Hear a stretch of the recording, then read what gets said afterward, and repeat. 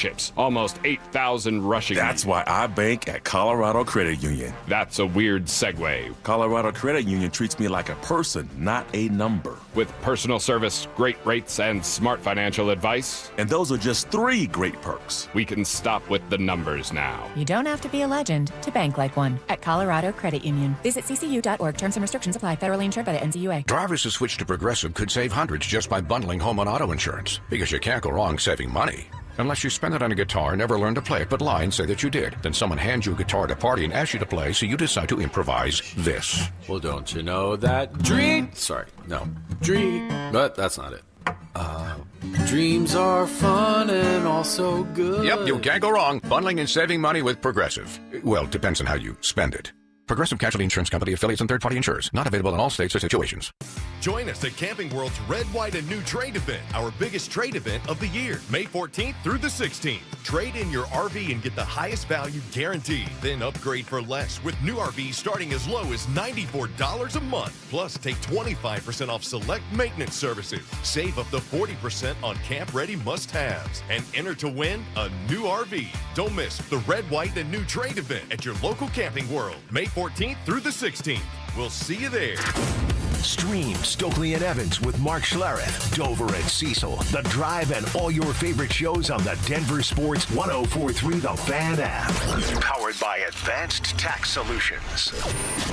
Denver Sports 104.3 The Fan.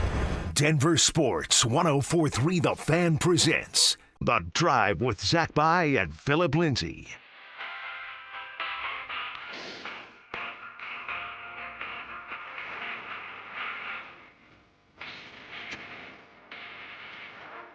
Off and rolling. Here on a Wednesday, May 13th.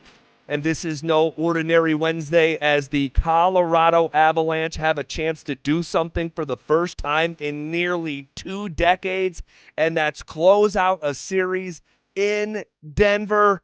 What up, James? What's happening, ZB? Man. It's game day again. Fired up, dude. Me too. Now, 48 hours ago when we were sitting here, we were leading into game 4. Mm-hmm. We were both very nervous. I was. And as the 4 hours went on, and we basically got off the air 10 minutes before puck drop, I think we were both about as nervous as we've been about an Avs game in quite some time. For sure. Today is a 180. Oh, yeah, I agree. I am just brimming with confidence. I'm excited to, once we're done here, get in front of the TV, settle in, and I'm fully expecting to just watch I don't know if it's a coronation when it's round 2, but I'm expecting to watch a handshake line. Hell yeah. And there have been handshake lines at Ball Arena in the last 18 years, just not with the Avs on the winning side of them, because they've lost some Game 7s on their home ice.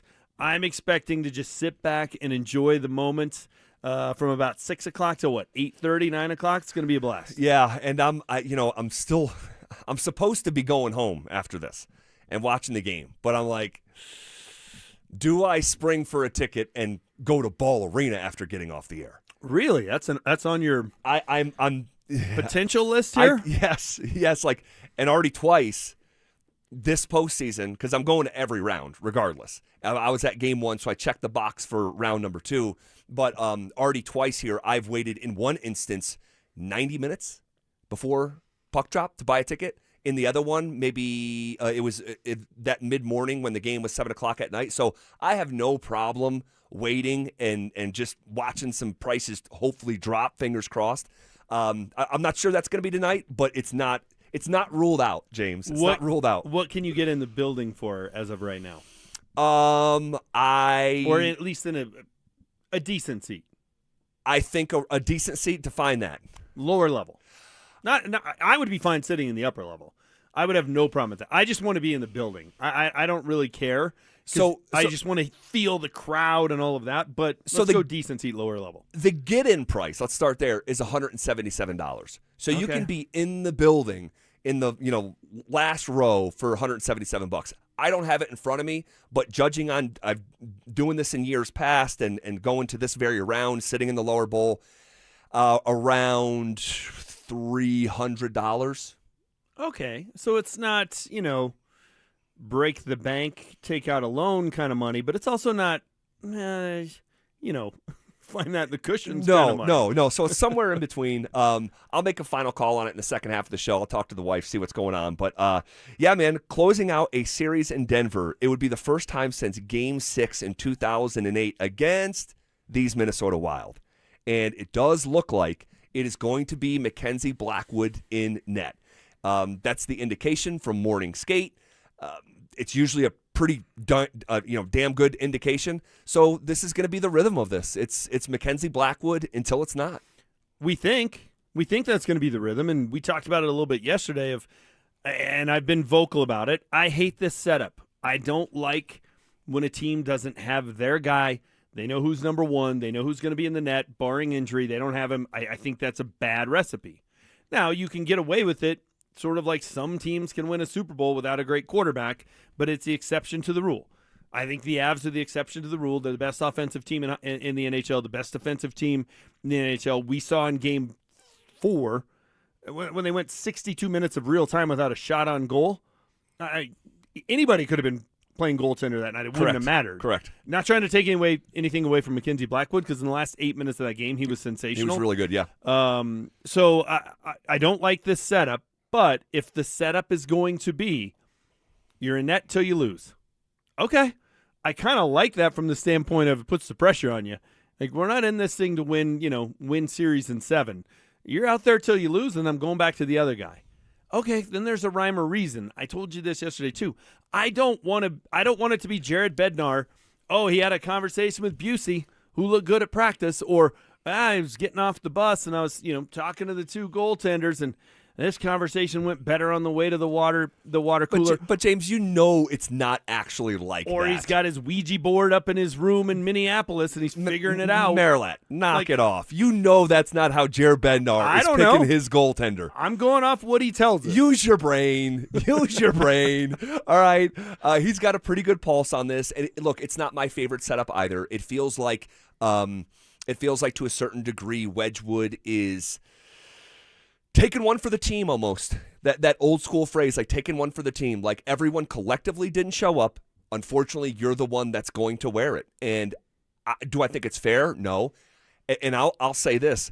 I think in a bizarre way, and this is going to feel weird to even say, let alone hear, but I kind of feel bad for Scott Wedgwood. He did not do anything wrong. He Agreed. was the better goaltender all year. Period. End dot. And then he was sensational in the playoffs. Was it perfect in Game 1 and Game 2? No, it wasn't. But he was damn good, and it just feels like he's sort of wearing it for the group. I guess it's part of being on a team. It's a unique setup. I'm sure he's fine with it. I'm sure he's great, actually. By all accounts, Scott Wedgwood is like the ultimate team guy. Almost like... Would you be fine with it? No. I don't think I would be either. And listen, I'm all about, hey, be the team guy. But there's something different about winning the cup and you're sitting on the bench. I agree. And you come out and celebrate versus the guy that gets to skate from the crease. Right, and throw his gloves up in the air. And it's a little bit different. Like the backup goaltender in 1980, he was a part of the Miracle on Ice. He wasn't Jim Craig. Yeah. There's just, and he never played a minute. He still got a gold medal, same gold medal, but it's just a different thing. But in those instances, like this is different because the one guy has been better than the other guy all season long, and that guy doesn't get to play. It seems a little unjust, a little unfair. But there's a championship on the line. Like, I have to understand it the same way that Scott Wedgwood has to understand it. Yeah, there's nothing you can do about it. There's nothing you can do. So, and I'm sure he's being a good teammate. I'm sure he's not being disruptive. I'm sure he's not being a problem. I will say this, and it's been mostly people coming at me, but because we've been doing the show the last couple of days, you catch some of the strays on Twitter and all the rest of it. I was told I was asking for Bednar to be fired on Tuesday's show. I'm like, what? I'll give you $1,000. Produce that audio. Yeah, no doubt. You're just getting caught up in the wash here. Yes. But I think they're going to win tonight. I think we're going to sit down and just watch the coronation. Me too. However, all the people that are victory lapping Bednar's plan here, which I don't think it was a grand plan. I don't think it was a stroke of genius. Again, I think the way the team played in front of Mackenzie Blackwood the other night, almost any goaltender in the league would have won. I believe that, including Scott Wedgwood. Co-sign all of that, what you just said. But what happens tonight if Mackenzie Blackwood has one of those games that he had a lot of after the Olympic break, and they lose 5-2 and they let the Wild back into this series, and then you're going back to Game 6 and it's, oh, crap, you got to go back to Scott Wedgwood and how's that going to go? Like, all of a sudden, this grand plan, you can victory lap us, me in particular, but you're just getting caught up in it, once they win the series. But there's still a chance, and it's not outside the realm of possibility. It's not a far-flung chance that this still blows up in Jared Bednar's face. That could happen tonight. It could. It lives within the realm of possibility. And if that did happen in this fictitious scenario, if the Avs lost 5-2, going back to Minnesota for Game 6, and you have to go with Scott Wedgwood, man, this is why I said can of worms heading into Game 4, because there's a ripple effect. How do you think Scott Wedgwood is feeling right now from a confidence standpoint? Like, maybe he's feeling great. Maybe he understands the dynamics here infinitely better than we do, and he feels great about himself. But there's a scenario where he doesn't. And playing goaltender, it's a specialized position. And so sometimes those guys can be finicky. Oftentimes, they can be finicky. And I'll say this, but this is why I said by all accounts, Scott Wedgwood, you hear, and then you just hear him, talk, and he's got this very, like, almost unusual for a goaltender, like, casualness to him. These guys can be, like, the idiosyncrasies. They're like bullpen pitchers sometimes. And I don't know. Look, it's not my favorite setup. I wish it wasn't happening like this for Wedgwood specifically, but I'll trust that Bednar knows what the heck he's doing. He knows these personality types. He knows his group. He knows the locker room when it comes to these conversations, and everything's going to turn out great. It's going to turn out great. I think it is too. I'm just saying, the victory lap on Jared Bednar's goaltender plan, we'll see how this ages. Yeah, it comes at the parade. That's when the victory lap, and that's when I said I'll bring my sign. Jared Bednar's #1 fan. I'll be glad to do it, happy to do it, because at that point, whatever he did, because there's going to be a lot of these kind of situations, even if they win tonight in the Western Conference Finals. I don't think they're going to sweep their way through that and the Stanley Cup Final. So there are going to be times, who you going to go with? He's going to have to throw the dart, get out the Ouija board, stick with his plan, whatever it is. Put the Ouija board away here. How are we going to know? Put the Ouija board away. All right, James Marilat filling in for Phillip Lindsay today. What does the recent history say about the Avs in this spot? Game 5s at home. We'll go over that. Also, so much attention about not closing out a home series in 18 years. There's another statement that's kind of jarring for me, and we'll get to it all next. You asked for it, you got it. Backed by popular demand, it's the Drives Brouhaha. Big social brouhaha. This spring, Zach and Phil are back on the road, bringing their party to you. First stop, the Golden Triangle in Denver. May 22nd from 2 to 6 at Schoolyard Beer Garden. There was quite a brouhaha. Come find out what the commotion's all about. Head to DenverSports.com/drive for more details. Guaranteed to bring the brouhaha. Denver Sports 104.3. The Fan. A buddy of mine told me he was tired of the constant juggling, paying one bill late just so he could cover another. He said it felt like he was always robbing Peter to pay Paul. And honestly, a lot of people are in that same spot right now. Everything costs more, and it feels like there's no breathing room. But he's a homeowner, and that meant he did have options. He called my friends at American Financing. They're helping people just like him every day. No judgment, just real guidance. They look at your whole financial picture, not just your credit card debt. Their average customer saves $800 a month, and you may even delay 2 mortgage payments. And if you're refinancing, you may close in as fast as 10 days. Imagine decluttering your bills into one manageable payment and freeing up cash flow for the things that actually matter. Stop financing your past and start funding your future. Make your equity your exit strategy. American Financing is a family-owned mortgage lender licensed in all 50 states with salary-based mortgage consultants, no upfront fees, and no obligation. So call them at 303-695-7000 or visit them online at AmericanFinancing.net. NMLS 182334 and MLSConsumerAccess.org. My son loves to fly kites, but my active psoriatic arthritis can sometimes hold me back. Now with Skyrizi to treat my skin and joints, I'm ready to go. Skyrizi, risankizumab Riza, a prescription-only 150 milligram injection for adults, helps with less joint pain, stiffness, swelling, and fatigue. For those who also have plaque psoriasis, 90% clearer skin is possible with just 4 doses a year after 2 starter doses. Don't use if allergic to Skyrizi. Serious allergic reactions and an increased risk of infections or a lower ability to fight them may occur. Before treatment, your doctor should check for infection and tuberculosis. Tell your doctor if you have an infection or symptoms such as fever, sweats, chills, muscle aches, or cough, or if you plan to or recently received a vaccine. With Skyrizi, there's nothing like clearer skin and better movement, and that means everything. Ask your doctor about Skyrizi today and visit skyrizi.com or call 1-866-SKY-RIZZI to learn more. Your roof's the single most important part of your house. Snow and high winds can damage your roof. Don't trust your roof to any fly-by-night roofing companies. Call the professionals at Golden Spike for a free roof inspection and tell them you heard about it on The Fan. They're a locally owned company and a Team Dave Logan member. Call Golden Spike Roofing when your roof needs a fix. 303-942-1386. Golden Spike Roofing.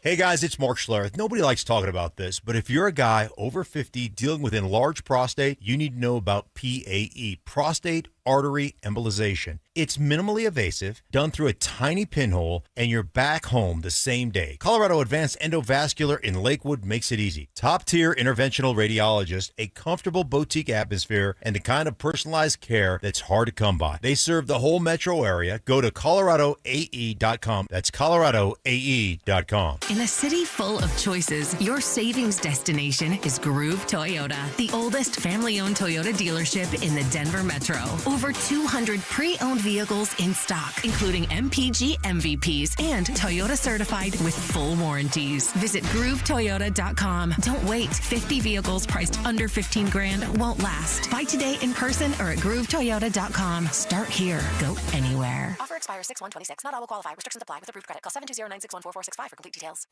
Hey, Stoke here for ROX Rocks Heating and Air. Summer is coming in hot. Don't wait. Beat the rush with an early bird cooling system tune-up and inspection for only $49 from Rocks Heating and Air. They'll inspect your system and keep you cool when everyone else is scrambling. Call ROX Rocks Heating and Air today and schedule your tune-up before the end of May. Now play that jingle. HVAC service, installation, repair. ROX Rocks Heating and Air. Pump up the volume. Business moves fast. Orders roll in, deadlines close in. When you ship with USPS Ground Advantage, you can keep up with confidence. Every package stays in our secure network from dock to door. And with nationwide reach, dependable tracking, and upfront affordable pricing, you get built-in peace of mind. You run the business. We run the routes. Visit USPS.com/Ground Advantage to learn more. Join us at Camping World's Red, White, and New Trade event, our biggest trade event of the year, May 14th through the 16th. Trade in your RV and get the highest value guaranteed. Then upgrade for less with new RVs starting as low as $94 a month. Plus, take 25% off select maintenance services. Save up to 40% on camp-ready must-haves. And enter to win a new RV. Don't miss the Red, White, and New Trade event at your local Camping World, May 14th through the 16th. We'll see you there. For victims of drunk and drug driving, your grief is unique, but you are not alone. You always have a place at MAD. Call the 24-hour victim helpline at 877-MAD-HELP or visit mad.org. This segment on 104.3 The Fan is brought to you by ROX Rocks Heating and Air. You're listening to The Drive with Zach By and Phillip Lindsay on Denver Sports 104.3 The Fan.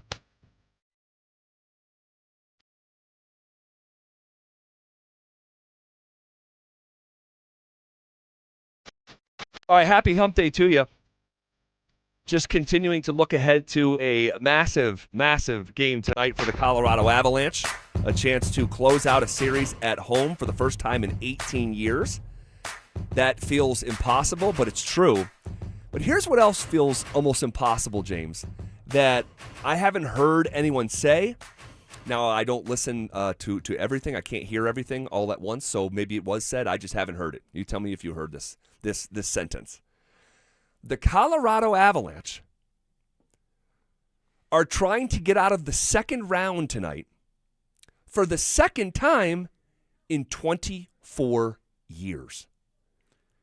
That is a remarkable fact. So the only time in a quarter century, correct, essentially, yeah, that they've been out of the second round was the year they won the cup. Bingo.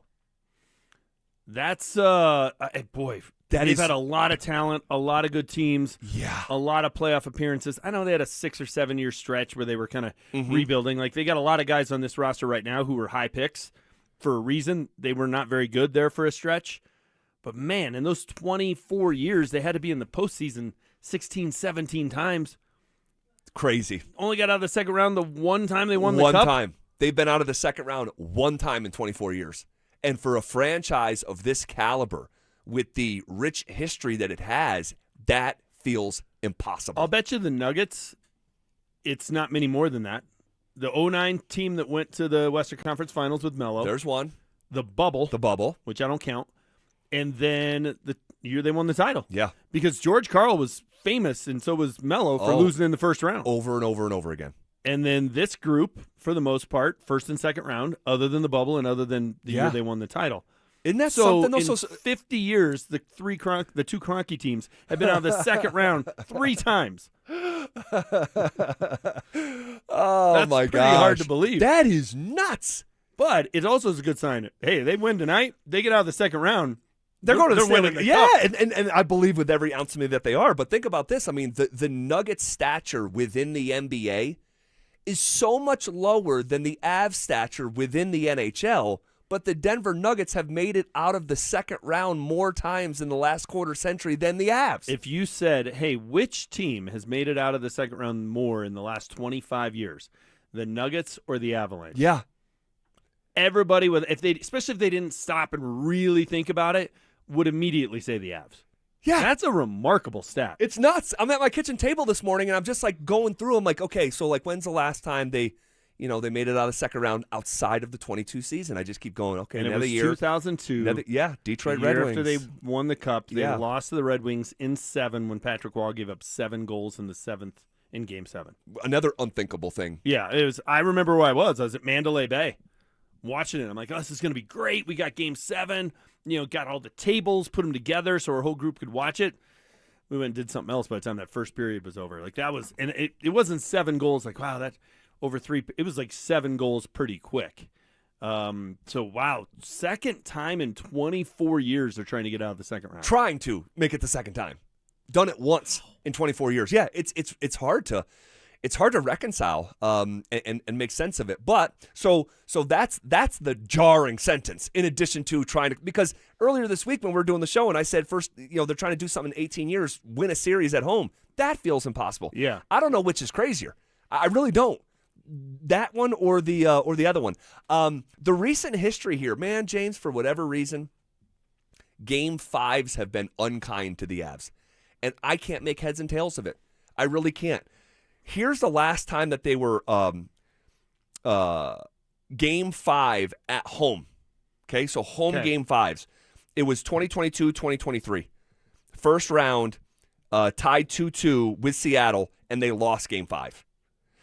The season before that, the 21-22 season, in the second round, up 3-1 on St. Louis. So this is the year that they won the Cup. They lost Game 5. In the Cup final, up 3-1 against Tampa. Lost Game 5. I was there. I'll remember it for the rest of my life. The 2021 season, second round against Vegas, series tied 2-2. Home Game 5. They lost Game 5. So they are 0-4 in their last 4 Game 5s in Denver. Well, if you want to look at the bright side, they're 3-1 in the Game 6s. The only time they lost was Vegas. They went to Seattle and won, forced Game 7 and lost. They went to St. Louis and won Game 6. They did, won the Cup. To win that series. Won and then they went to Tampa and won the Cup down in Florida by winning Game 6. So it's not the end of the world if they lose today. We start getting a little nervous again. I will, because it's like, well, how could that be the case? I do think there's human nature, and we all do this too. Like they're up 3-1. The Wild have to win 3 games in a row, and 2 of them are at Ball Arena. We always throw in that caveat, right? Well, hockey has home court, home ice, home field. It's the least biggest factor. Like agreed. It's a little bit of a benefit, but not near what it is in any other sport. And I think it's a little bit of human nature to just sort of feel like, we got them at home. Not that you just think you can show up and you're going to win, but you just have that feeling like, we got them in our building. We got this. We're going to win this thing. Yeah, and when you're up 3-1, you're in firm control. Yeah, and you just kind of take your foot off the gas a little bit, and if you do just a little bit, and that team hasn't thrown in the towel, they're not 1-2-3 Cancun, well, now you find yourself in trouble. The one that's the most surprising is the Seattle one, because that was 2-2. That was a chance all right, let's not mess around and let this team hang in there, because the big fear is you let it get to Game 7, which they didn't do against St. Louis the year they won the Cup. Nope. They didn't let it happen against Tampa, because in a Game 7, you never know what's going to happen. Seattle is proof of that. Minnesota's beat them twice, 2003 and 2014, at Ball Arena in a Game 7. And here, well, hold on a second. You don't want to go down the Game 7 conversation when it comes to the Avs. You do not. This is the worst Game 7 team in the NHL. They have a historical hex on them going to Game 7s. I don't know that it's a hex. I mean, it's long-standing. I mean, this goes back decades. It's also, though, and I was so positive to start the show. Oh, we're just talking. But there's the guy who also whiffed on a wide-open net for Team Canada in the gold medal game. All right. Who's the best player on this team. All right. And he keeps coming up small in Game 7. I'm not going down that road with you right now. Am I wrong? Partially, yes. Partially, no. That's why we don't want to get there. No, and they're not going to get there. I don't think they are either. They're going to win tonight, and the Avs will not play in a Game 7 in this postseason. I said that to you 2 days ago. They will not play in a Game 7. I don't think they will either. I don't think they're going to sweep Anaheim or Vegas. I don't think they're going to sweep Carolina, Buffalo, or Montreal, but I don't think they're going the distance with any of those teams. Yeah. I'm with you on that. All right. What else? Now, I'm not telling you this is going to happen, so no one get upset. I'm going to give you a historical fact. No one throw anything at me. They have blown a 3-1 lead before, too. It was back in 2003. You know who it was against? I do. It was against the same Minnesota Wild. Against Minnesota. That was when Manny Fernandez in net for the Wild outplayed Patrick Waugh in net for the Avalanche, and I think that was a first-round upset, if memory serves. I think that was opening round. I believe it was. And that was an Avs team that won the Cup, lost in Game 7 in the Western Conference Finals to the Red Wings in 2002. The next year was time to get back to where we belong kind of thing, and they lose in the first round, blow a 3-1 lead to Manny Fernandez in the Minnesota Wild. Man, I hadn't heard that name in a long time. Yeah, it was. That was a painful one. All right. We'll preview this game, go over keys just a little bit later in the show. We have all afternoon, and then our final hour will be a full-blown pregame show for Game 5. Okay, whatever happens to CU, James, in their season opener, we'll know it'll be in front of the world. We'll talk about it next. Broncos country, the wait is over. This Thursday, join us for a special edition of Denver Sports Tonight with John Davis and Chad Andrus as we break down the full Broncos schedule release live. Primetime matchups, toughest stretches, playoff implications, and the games you circle the second they drop. Don't miss complete analysis, instant reaction, and everything you need to know about the Broncos' road ahead. Denver Sports 104.3. The Fan. Hey, what's up, guys? It's Zach here on behalf of the Rocky Mountain Men's Clinic, talking to the fellas out there. Guys, intimacy matters, all right? And you know that to be true in your heart. But when erectile dysfunction gets in the way, it can be frustrating, embarrassing, even isolating, all right? Here's the truth, though. Most men don't have to live with ED anymore. It's 2026, all right? And you may be surprised by how the right treatment can improve your love life. At the Rocky Mountain Men's Clinic, they use advanced medical science and proven therapies that go far beyond pills. Guys, I'm talking success rates well over 90%. They've served the Front Range of Colorado for nearly a decade, so they're not new. They've treated tens of thousands of men here in the Rocky Mountain region, just like you, all right? So you're not that special. Hate to break it to you, ED is pretty common. So that initial visit, just $99. That's a medical consult, a T and PSA test, and if medically advised, a test dose. It's real simple, fellas. If the test dose doesn't work in the office, your visit's free. Stop living with ED. Call them, 720-440-7900, or visit them online at RockyMountainMen'sClinic.com. Dan Jacobs with the Tale of Two Cousins. They were both in the same accident. One cousin said she didn't need a lawyer. And when the insurance company offered her $3,000 and said they would pay all of her medical bills, that cousin was very upset because she cashed that check. And when the medical bills kept coming in, the insurance company was long gone. The other cousin called 303-LAW-4040. She was offered $30,000. And when we said no way, the judge used scare tactics trying to get her to accept the lowball offer. That's where a lot of lawyers will try and get their clients to cave in, but not us. We said that's fine. We'll tell her story to a jury. Before we could even get up and walk out of the room, that case settled for $1.1 million. That cousin was very happy. The insurance companies work for their shareholders. At 303-LAW-4040, we work for you. You don't have to feel guilty about asking for what's fair. We hope you never need us, but accidents do happen, so go ahead, save that number in your phone. You never know when you're going to need it. It's 303-LAW-4040. Hey, it's Mike Evans. Let's talk about your hair. If you're losing it and desire it back, then do what I did and go see Dr. Tanya Pauls at Advanced Hair Restoration. Their simple one-day treatment offers life-changing results that I can personally attest to. Guys, it's not magic, but close to it. They put hair where you need it the most, and bam, it grows. It's actually science. Advanced Hair has it all. Top-rated Dr. Tanya Pauls, modern technology, and best of all, you get your very own natural hair that begins regrowing the very next day. Advanced Hair even guarantees it to grow for life. So schedule your free consultation today. Call 720-459-HAIR and you'll get $250 off and 250 free hair grafts. That's 720-459-HAIR. Advanced Hair is the winner of Westward's Best of Denver, and they've changed tens of thousands of lives, including mine. Become inspired with the before and afters at advancedhair.com. That's advancedhair.com. This is Terry Wickstrom. I want to tell you about a financial product I personally really believe in. A home equity conversion mortgage from Mad River Mortgage, your reverse mortgage specialist. The HECM program's only requirements are to live in the home, do basic upkeep, pay property tax and homeowner's insurance. No monthly mortgage payment is required. For more information, contact my friend Mike Rabin at 303-396-2804 or go to madrivermortgage.com. NMLS 1504779.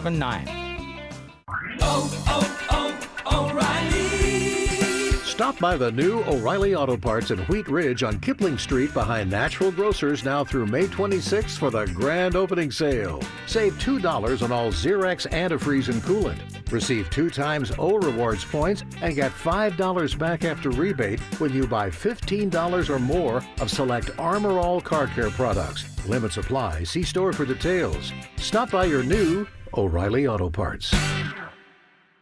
This segment on 104.3 The Fan's brought to you by Williams Jewelers, the official jeweler of the Colorado Avalanche. One Wheel Broncos talk. Cecil Lammy and Andrew Mason bring the heat on Orange and Blue today. The most passionate intelligence and in-depth Broncos coverage in the game. Weekdays at 5 p.m. on the Denver Sports 104.3 The Fan YouTube channel. Hit subscribe at Denver Sports 104.3 and never miss another take. Orange and Blue today, powered by Ramos Law, official injury law firm partner of the Denver Broncos. Denver Sports 104.3. The Fan. It's The Drive with Zach By and Phillip Lindsay on Denver Sports 104.3 The Fan.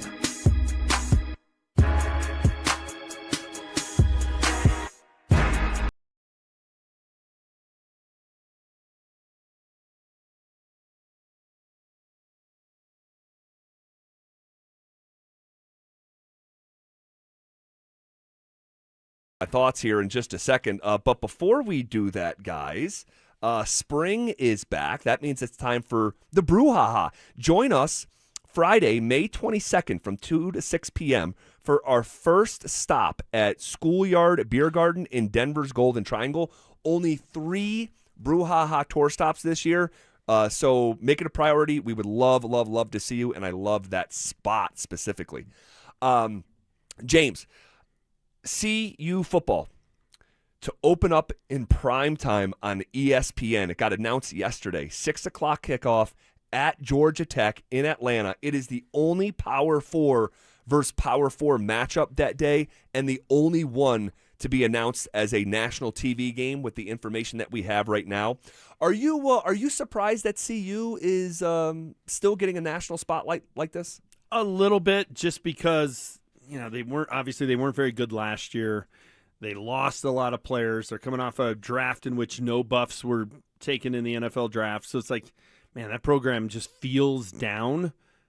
But in today's college football world, none of us have any idea what these teams are until they get out on the field. I mean, it was 2 years ago that Oklahoma State was picked to win the Big 12. They finished last. Yeah. Like the day and age where the media, and it's not the media's fault, it's just the teams change so much, can tell you before the season starts how good or bad a team's going to be. It's kind of gone. Like, unless we know Georgia, Alabama, Michigan, Ohio, we know those teams are going to be good. Otherwise, outside of about 10 or 12 teams, it's kind of a crapshoot. Nobody a couple of years ago thought Indiana was going to be any good. No. So I'm not saying CU is going to be that, but there still is the coach prime effect. They will draw a big number, get them early in the season before the bloom is off the rose, and they're 0-5 or something like that. Like, well, then you're not putting them on national TV. So it doesn't surprise me. People are trying to get as much out of this, out of the coach prime run as they can, because it feels like at least the glory years, quote unquote, because it was not really glory years. The glory year. Yeah. It feels like they're coming to an end. And even the first year when they went, whatever they were, 4-8. Yeah, 4-8. It still felt like a glory year because they started 3-0. They had all that hype, game days up in Boulder. Like that was nuts, man. There was still all of that, even though the season turned out poorly.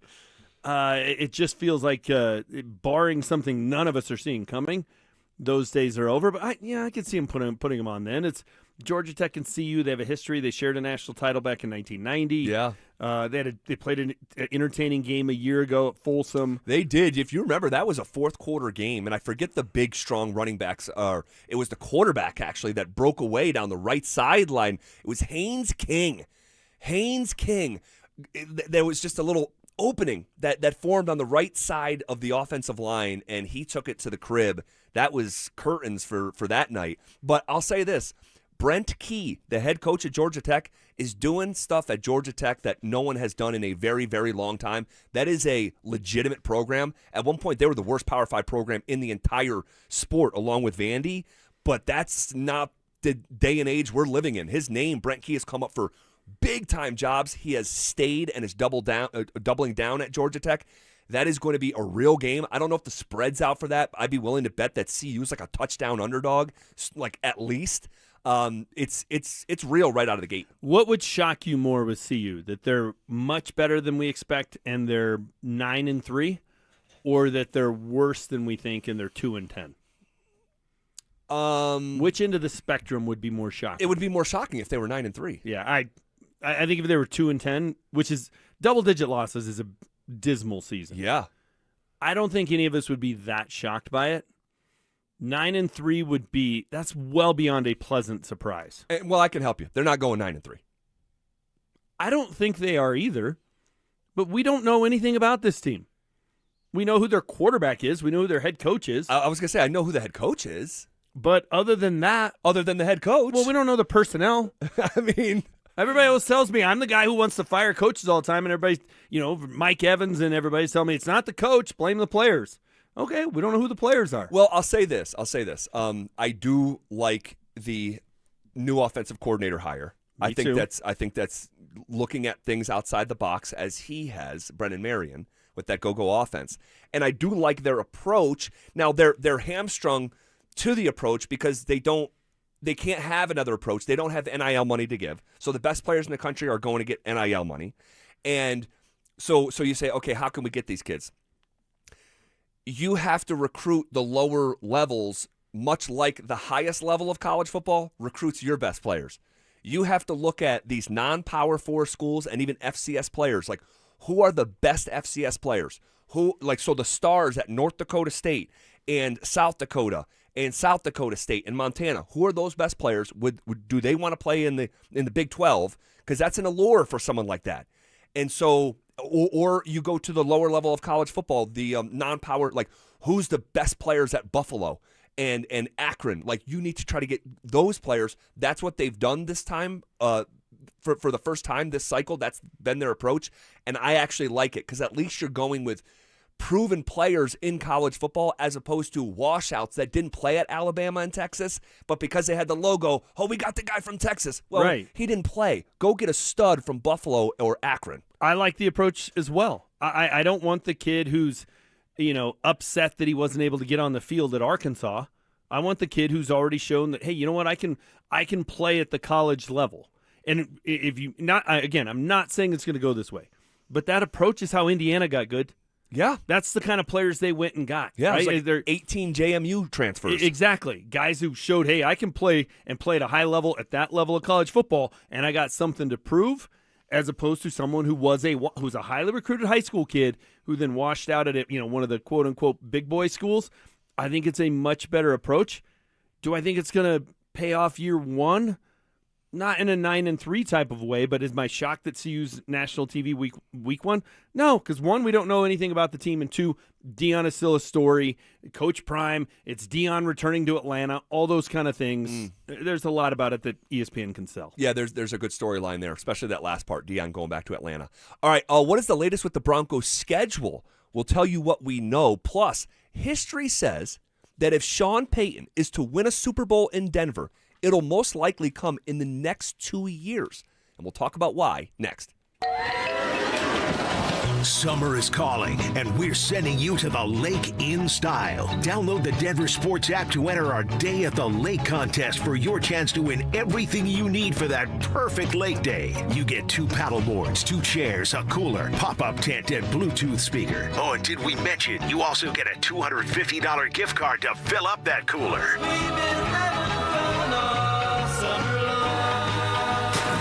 Download the Denver Sports app now and enter today. We'll see you at the lake. Denver Sports 104.3. The Fan.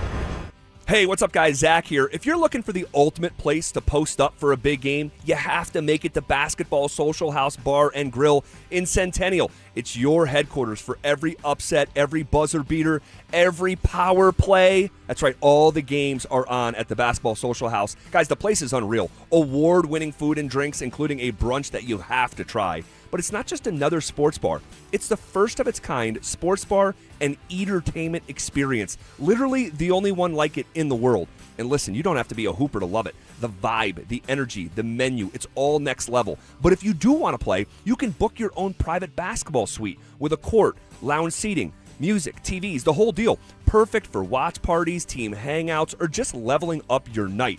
And they've got the best happy hour in Colorado every day from 7 p.m. till close. You can find them at 7450 South University Boulevard in Centennial. Check them out online at thebasketballsocialhouse.com. And guys, because you heard it from me, use the code HALFOFFHOOPS for half off your first-time private basketball suite rental. Trust me, guys, this place is a slam dunk. When a semi-truck hits you, it's not always just a fender bender. First, it's the missed work. Then the medical bills pile up. And these big rig companies can move fast with teams of lawyers, investigators, and denials. If you're not ready, you're already behind. At the Berg Simpson Law Firm, we've handled these cases for decades. So if you've been struck by an 18-wheeler, call us at Berg Simpson today. If you've been injured, call Berg Simpson for free now at 303-790-2525. BergSimpson.com. Good lawyers changing lives. Hey guys, it's Mark Schlereth. I just made one of the best decisions of my life. I got rid of my glasses. I went to Cutarelli Vision and had refractive lens exchange, RLE. I wore glasses for distance vision, but I got to that inevitable point in life where I was always needing those reading glasses just to do about anything, and half the time I couldn't find them. Seeing menus, texting, reading my computer, or studying film, it was a struggle. But now I see the world perfectly, near and far, without any glasses, thanks to Cutarelli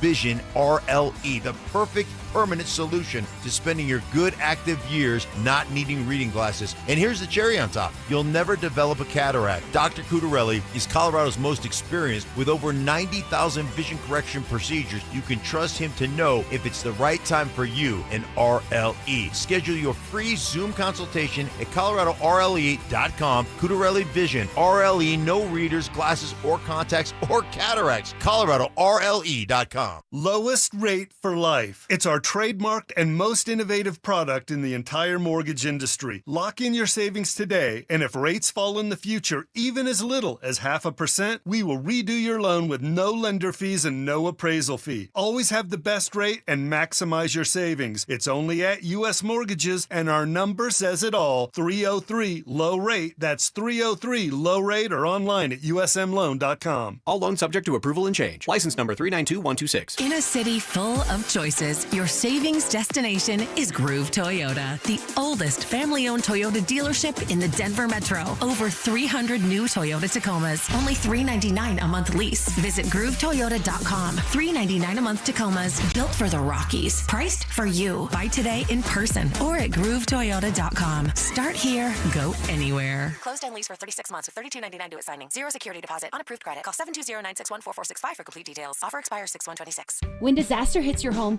it's game time. Water in the basement, fire damage, mold creeping in. Don't sit on the sidelines. Call Able. Able Restoration is your first round draft pick for emergency response, mitigation, and full rebuild. We move fast, protect your property, and fight for you with insurance start to finish. This isn't practice, this is your home. And when it's time to step up and protect what matters most, bring Able to the table. Call 303-590-5600. Go Able. Bring Able to the table. Your medication for enlarged prostate is working. That's what you tell yourself. You're up 3 times a night instead of 5. The urgency is manageable. The stream's not great, but it's fine. That's the problem. Fine.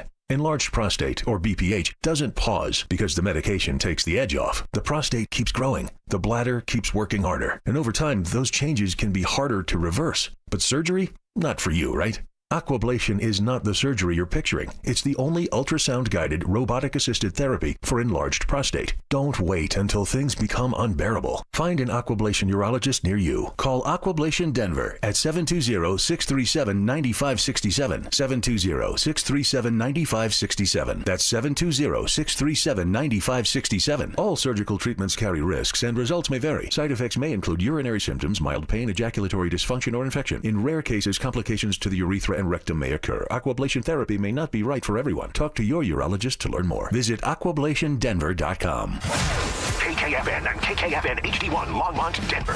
Powered by Regen RX. It's The Drive with Zach By and Phillip Lindsay.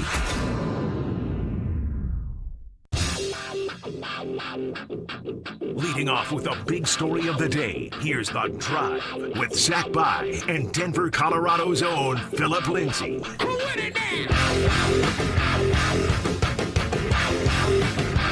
1 hour in the books. Quicker than a New York minute.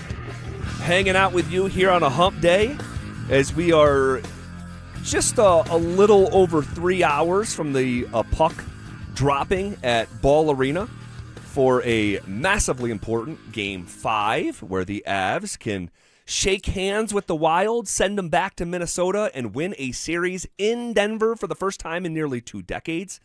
Get out of the first round for the second time in 24 years. Spent a lot of time in that first hour talking about that. We'll circle back to it a little bit later, but I want to shift gears here.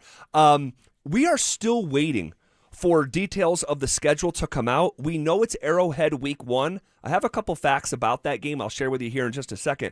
But we have heard pretty much silence here on the schedule front in a way that I did not see coming, and in a way that is bucking a trend from years past. Yeah, I'm surprised by it as well. We did find out all the international games. The Broncos aren't playing in any of those, which is not a surprise. They played one last year, played the Jets over in London. So, unless you're the Jaguars, you're probably not playing back-to-back years more often than not, playing an international game. Yeah, that thing's got expiration. That sentence has an expiration date on it. Yeah, because how many are there this year? 9? Is that what I just saw come across the TV up here? That there's a record 9 international. It's going to get to the point where it's 16 and every team's playing one. That's right. And that's going to happen sooner rather than later. When they go to the 18-game schedule, I think that's going to be a part of it, which actually would be – I'd be fine with that now with the 17-game schedule, because then everybody's playing 8 home, 8 road, 1 on a neutral site. Broncos got really lucky last year. They played 9 home games, only 7 road games, and then a neutral field game. Right. Very rarely do you get 10 games where you're not on the road. Very rare. Usually, if you're playing an international game, they're taking one of your 9 home games. So that was fortunate. There were a lot of fortunate things about their schedule last year, but that was a break. But yeah, that's about all we know. Is they're not. We know who they're playing week 1 and where. That they're getting disrespected, and then we know get over it. that they're not playing internet. I'm more upset about it now than I was yesterday. How? Seven of the in the last 10 years, the number 1 seed in the AFC, 7 of the 10 have opened the next season at home. 70% of the time. James, the other thing is you're going to be okay. The Broncos are going to be just fine. This works even better. It is better. It works even better. It is better for the Broncos that they're playing on the road. It works better, but they're I'm fine with disrespected. it. Yes, because the NFL is saying, who's the star of the AFC West? It ain't the team that went 14-3. It's the team that went 6-11 because they got Patrick Mahomes and Travis Kelce. And Taylor's going to be up in the booth. James, we're standing in the shadow of a dynasty. So if that's their mindset, that's their mindset. The ship has sailed. Well, look. I told you yesterday or the day before, I think the Broncos have passed Kansas City as an organization right now. The NFL doesn't think so. To bet on them moving forward. But if I'm trying to draw the biggest rating that you can, that's the point of TV, right? So if you're an executive, right, and you've been in a leadership position in sports media, and your job is to garner the most views on Monday Night Football in Week 1, are you doing it in Kansas City or Denver? I think you very clearly make an argument that it's Kansas City, but I don't understand why you care so much. I don't think the world is out to get Denver. It's just no. I don't think they're out to get him. I just think it's disrespectful that the league is looking at the Kansas City Chiefs as the star of the AFC West. They're living in the past and not living in the present and the future. They would have got a big number with Broncos Bills. It's the NFL. It's Monday Night Football. You're drawing a huge number anyway, right? But they want to. Who's the star? What's the message they're sending you? Who's the best team in the AFC or the most marketable or AFC West? The most marketable team in the AFC West. The NFL's telling you they think it's the Chiefs. That's why it's disrespectful. Doesn't matter. The Broncos are going to go beat them anyway, and essentially have a 2-game lead, 1 game into the season. All going to work out. It's fine. But they want to put Taylor and Travis and the newlyweds up there. It's a soap opera. James, just let it go. Let it go. I have to get a thought out of my head right now before we continue. Okay? I have to get a thought out of my head. Because they're showing on our big screen right now that the Philadelphia 76ers are going to hire Bob Myers to lead a search for their new executive. That's how seriously they're taking their basketball operation, that you're hiring a legendary executive to lead your search to who's going to fill Daryl Morey's shoes in Philly. And that's your NBA landscape. And here in Denver, you hired your first-time head coach, and you didn't even do a search, and you didn't do a search for a new executive, and you hired the 2 guys that were already here, split the role. And so there's a first-time head coach, 2 first-time executives, and no searches for either. And a team like Philadelphia is hiring a legendary executive to lead their search. And it irks me. It drives me nuts. The situation that the Nuggets are in, that they've put themselves in. I just had to get that off my chest real quick. I could not agree more. It's very Rockies-esque of just promote from within. And look, if you go out and interview 6, 7, 8 guys and David Adelman was the best candidate, okay, then you can hire him. I don't think that would have happened. James, no one can tell me another candidate that they interviewed. Because they didn't. Of course they didn't. And they didn't interview anybody to replace Calvin Booth either. No, they didn't. And they didn't interview anybody to replace Tim Connolly. No, they didn't. They just promoted. And so here you are. You promoted your first-time head coach, promoted 2 first-time executives. And by the way, what did you do on your coaching staff? David Adelman, a first-time head coach, probably needs some wisdom around him, right? Defensive coordinator, first time in his role, and Jared Dudley. Offensive coordinator, first time in his role. Wasn't even in the NBA, J.J. Barea. So it's like on every step of the way, they hired a first-time person on every level of the organization, and it conveniently was the cheapest option every single time. Well, and it's an indictment of the organization, too, when an assistant coach leaves for a lateral move. Right? Like if you're an assistant on the staff and you get a head coaching job, great, awesome. But that's a feather in your cap as an organization. When Mike Nori leaves to go be on Chris Finch's bench in Minnesota, when Jordy Fernandez leaves Like, that's an indictment of your organization when assistant coaches leave to go be an assistant coach somewhere else. Well, it's all representative of this era of Denver Nuggets basketball that we've just stepped into. I also just saw this, and I don't want to steal it from Jake. So this was Jake Shapiro that commented on X. I was looking at the commercial break. Greg Penner and the Walton Penner Family Ownership Group took over the Broncos in 2022. Yeah. They've already built an entire new training facility. Yep. They're about to break ground on a new stadium that'll probably happen within the next 12 to 18 months. Yes, correct. The Nuggets haven't made a single improvement to Ball Arena since it opened. And it opened with the Celine Dion concert in the 1900s. It was 1999, but it was the 1900s. Yeah. They still have the same the same practice facility down there. And by the way, they're one of 2 teams in the NBA that does not have a dedicated practice facility. And their hockey team practices at a place where they have a laser tag. Yeah. They have a ton of talent. And the fact that they were able to get Nathan McKinnon and Cale Makar with high draft picks, kudos. You made good selections. The fact that they were able to stumble into Nikola Jokic and develop him and made a good pick with Jamal Murray at 7, kudos.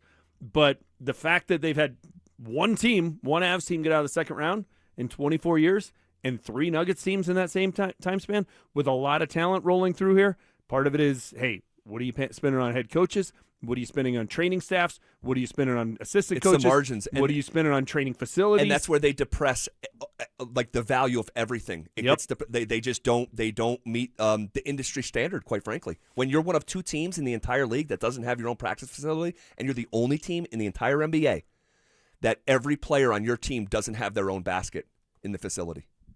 The only team in the NBA? Think about that. The only team in the NBA where their practice facility doesn't have enough hoops where every NBA player has their own basket. You follow me? No, I get you. And I'm sure there are people driving around saying, how much does that matter? It's industry standard is what it is. Well, and the other part of it is, how much does that matter?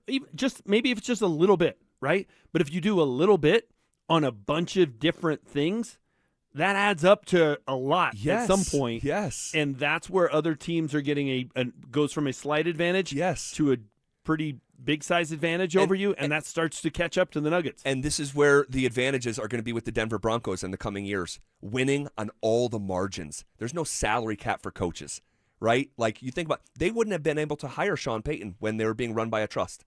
You would not be able to pay Sean Payton $18 million a year when it was run by a 3-person trust. But now you can because your ownership. And all of a sudden, you add water and stir, you got a Super Bowl head coach, the entire organization flips. And if things hadn't worked out, which they have, and we're all glad they had, but if instead of 14-3 last year, they were 3-14, they would have moved on from their head coach. Oh, yeah. Eaten the $38 million left on his contract. Yeah. And gone out and spent big on the next head coach. That's what would have happened. Yeah. All right. Sorry to get bogged down there. That wasn't in our plan, but I just saw that came across the screen on SportsCenter, and I'm like, what? That is nuts. The juxtaposition, the contrast between the Sixers, what's happening right now, and the Nuggets a year ago. Okay, so we don't know a whole heck of a lot new with the schedule, okay? We know they're opening up at Arrowhead on Monday Night Football. By the way, all right, and this needs to be discussed because before you can solve a problem, you have to admit that you have one. The Broncos have been slow starters under Sean Payton, and that it's just a fact. In his 3 seasons as Broncos coach, Sean Payton teams have started 0-3, 1-2, and 1-2, despite all the success. That actually mimics a pattern that developed during Sean Payton's final 8 seasons as the Saints head coach, where his teams in the opening 3 weeks of the season were 9-15 over an 8-year period. So for whatever reason, I can't quite make heads and tails of it. We can theorize why, but Sean Payton teams for over a decade, and now they bounce back in October and things like that. We've seen those numbers, but for whatever reason, to start seasons in September, they have really struggled. That surprises me because he's kind of got an old school approach when it comes to training camp and preseason. Same. So if anything, you would expect them to be ready to go out of the gate while other teams are, hey, we're kind of getting used to playing, full minutes here and live action and all the rest of that stuff. So that is surprising to me. Last year they beat the Titans in the opener. It's kind of a layup when you're playing the team that had the number 1 overall pick the year before and you're playing them at home. There's still a one-possession win. It was a 20-12 game. Sean was throwing it on fourth down instead of punting. Part of that probably is, and this is a credit to Sean Payton, his teams are typically good. So early in the year, they're not getting a lot of cupcake opponents. Maybe that's a part of it. Like if you're the Saints, are they playing marquee games early in the year? I remember they opened with the Titans last year. What was week 2 and week 3? It was the Colts with Daniel Jones. Remember they didn't punt in that game? It should have been a winnable game. It should have been. It wasn't. Broncos lost 29-28, and then they lost week 3 against the Chargers when the Chargers started 3-0, and Brandon Stokely infamously said the division is a wrap, end quote. All right, but both those games were on the road, right? At Indy and at the Chargers. Yeah. So, but 1-2. Yeah. So in 3 years under Sean, 0-3, 1-2, 1-2. Yeah, that's a bad trend. It is, and it's a troubling trend given the fact that they got to open on the road this year. Mm-hmm. And they, to some extent, though, they're playing with house money in that game because if you win it, it's like having a 2-game lead 1 game into the season. If you lose it, you're a game behind the Chiefs, but you still have a game in your back pocket where you're playing Kansas City in Denver, probably week 16, 17, or 18. Right. So it's not the end of the world. There's much more pressure on the Chiefs to win that game just from the dynamics of the division than there are in the Broncos. Well, that is our current setup here. We don't have any more information. There's a better than decent chance that we'll get something while we're on the air here as we get to about 24 hours out. Typically, like this time last year and the previous years, we have 3 or 4 games already in place. Right now, just the one. Okay. And by the way, let me get this out too. Broncos 2-5 all-time at Arrowhead when playing in September. The last time that the Broncos won in September was 11 years ago, 2015. They go on to win the Super Bowl. Maybe that's good energy that, hey, you can win a game in Arrowhead, first time since the 15 season, and go win the Super Bowl. That was week 2, a Thursday night game. They're down 7. Peyton Manning does his thing, leads them to a touchdown in the final 2 minutes. Hits Emmanuel Sanders in a little skinny post. And then instead of just taking a knee, the Chiefs try to run the ball. I think it was Jamal Charles. It was. Fumbles the ball. It Bradley was. Roby picks it up. Broncos win the game. Yep. Crazy. First time they've ever opened a season. Both teams came into the league in 1960. The Chiefs were in Dallas for the first couple of years, but first time they've ever opened a season in Kansas City. Yeah. All right. It wasn't open. It wasn't week 1. No, that was week 2. Yeah, This is the first time. Oh, yes. Yep. Sorry about that. Okay. Shifting gears here. I will tell you, I am fascinated with the following topic. Just fascinated with it. What does history say about a coach winning or not winning a Super Bowl in his first 5 years with the team? All right, so let me just lay out my thoughts here, okay? 37 coaches have won the Super Bowl. And I know there's been, 60 Super Bowls, right? But Belichick's got, however many, Chuck Noll and, et cetera. So 37 coaches have won the Super Bowl. Of the 33 that were hired after the start of the Super Bowl era, all right, it is pretty remarkable how many Super Bowl champions, from a coaching perspective, win the title in their first 5 years. First 5 years. Sean Payton is 3 years in, going into year number 4, right? So you look at the history of this. Sean Payton wins the Super Bowl in New Orleans, right? He did so in his 4th season. Okay. Bill Belichick, wins the championship with the Patriots. It was his 2nd season. Sean McVay, inside of 5 seasons. Mike Tomlin, inside of 5 seasons. Pete Carroll, inside of 5 seasons. Doug Peterson, inside of 5 seasons. Jimmy Johnson, inside of 5 seasons. George Seifert, inside of 5 seasons. Joe Gibbs, inside of 5 seasons. Doug Peterson, inside of 5 seasons. John Harbaugh, inside of 5 seasons. Mike McDonald, the most recent one to do it in year number 2, inside of 5 seasons. It is remarkable, this very, very real trend. And we can theorize why this is the case, but 88% of the time, looking back at the history of the Super Bowl, the coach that wins it with his team is winning it inside of the first 5 seasons. So that tells me you're either going to get it done quickly or you're not going to get it done at all. Bingo. And it also tells me teams are impatient, right? Like if you've gone 5 years, well, if your team's not any good, they're moving on from you anyway. Correct.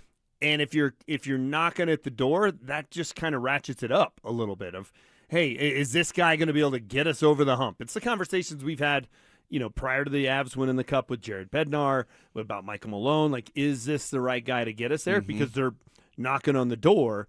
Very rarely, very few teams have patience with head coaches anymore.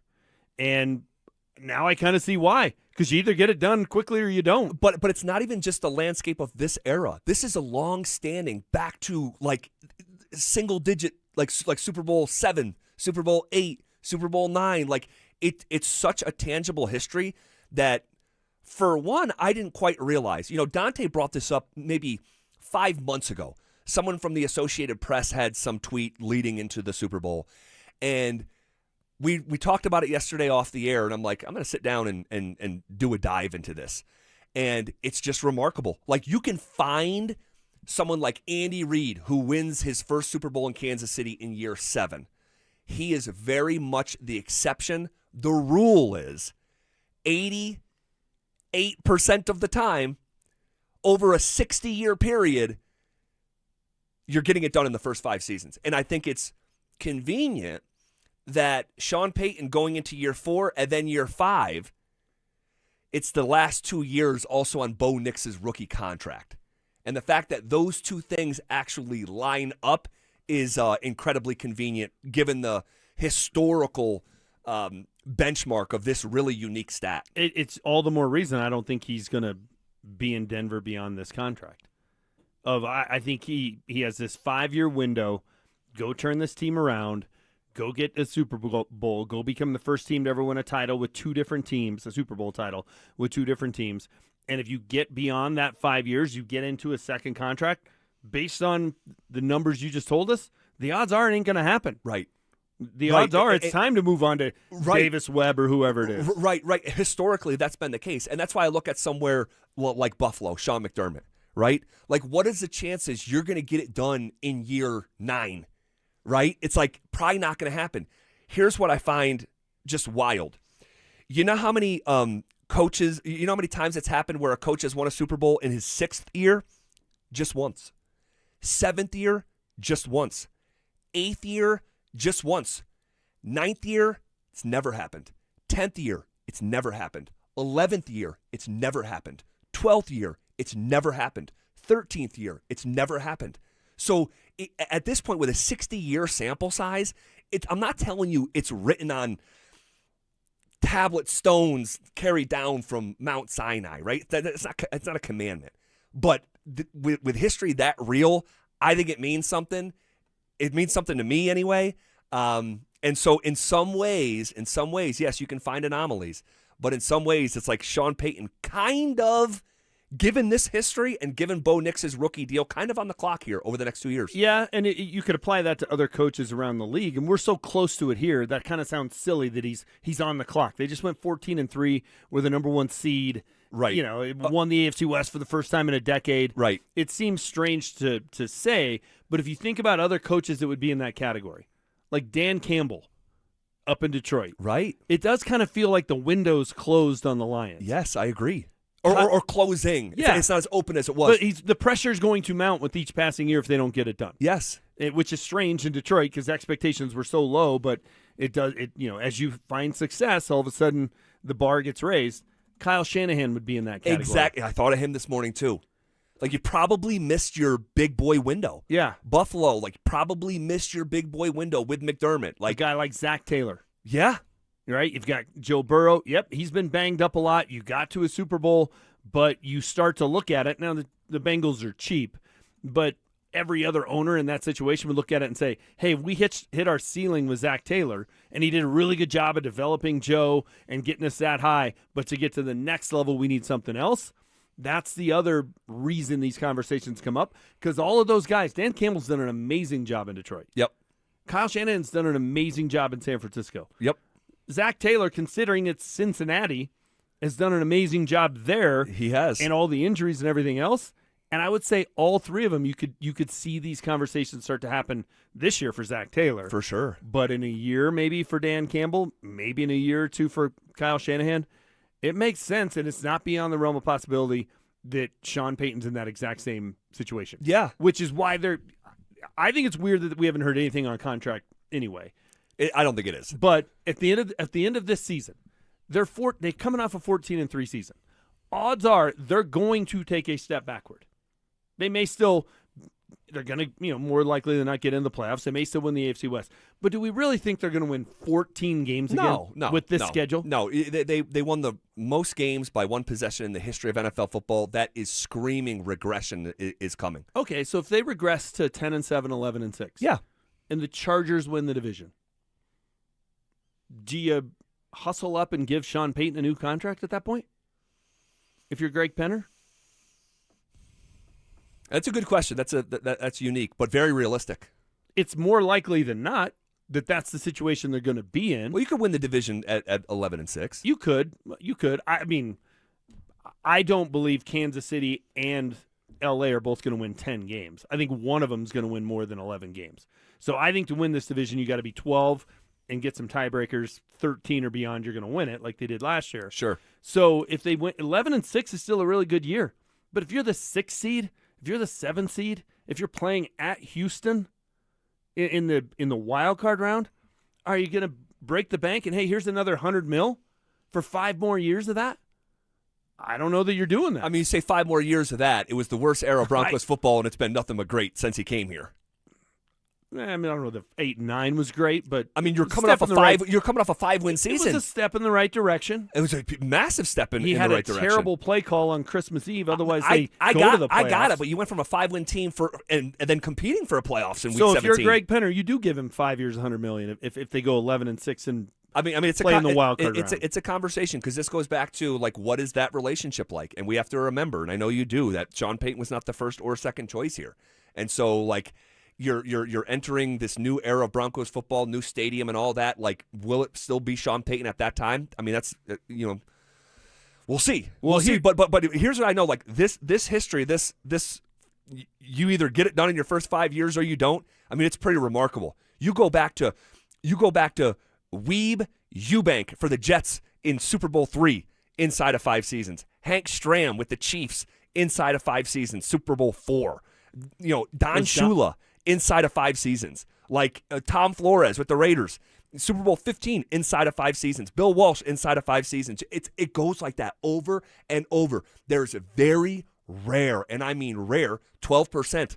Only 12% of Super Bowl winning coaches were beyond their first 5 years. Yeah, and I mean, and some of those guys, like George Seifert, he was the defensive coordinator, took over a dynasty and kept it on the rails. Yeah. I think it was Don McCaffrey who won Super Bowl V with the Colts. It was. That was his first season. Yeah, because Shula was the coach when they lost in Super Bowl III, and then he left to go to Miami after the next year. So you're taking over a good team, but for them, and some of these guys are on their second team as well. Yeah. Like Sean. But you're also usually taking over a bad team and turning them around. I think it makes it feel like Sean Payton has to get it done this year, because otherwise, if you're looking at a team that won 10 games and was the 7 seed. I don't know that you're giving him 5 years, $100 million. Plus, different than it was last time around, this is now a great job. You have a young quarterback. Yes. You got an amazing training facility. Yes. You got an owner with unlimited funds. You got a new stadium on the horizon. Yes. You're not going to have 2 people turn you down if you're looking for a head coach again. That's for sure. There's no doubt about that. Okay, we did get more evidence that teams around the NFL are interested in what's going on in Denver. And the Rockies got to see what greatness looks like up close. We'll get to that in the 3 count next. The Avalanche, the Wild. Round 2. This is where the real battle begins. Score! Every game gets bigger. Every hit gets harder. Every moment matters more. Our guys are in the locker room. Our shows are locked in on every matchup, every adjustment, and every shift in momentum. On your morning commute, on your lunch break, on your drive home.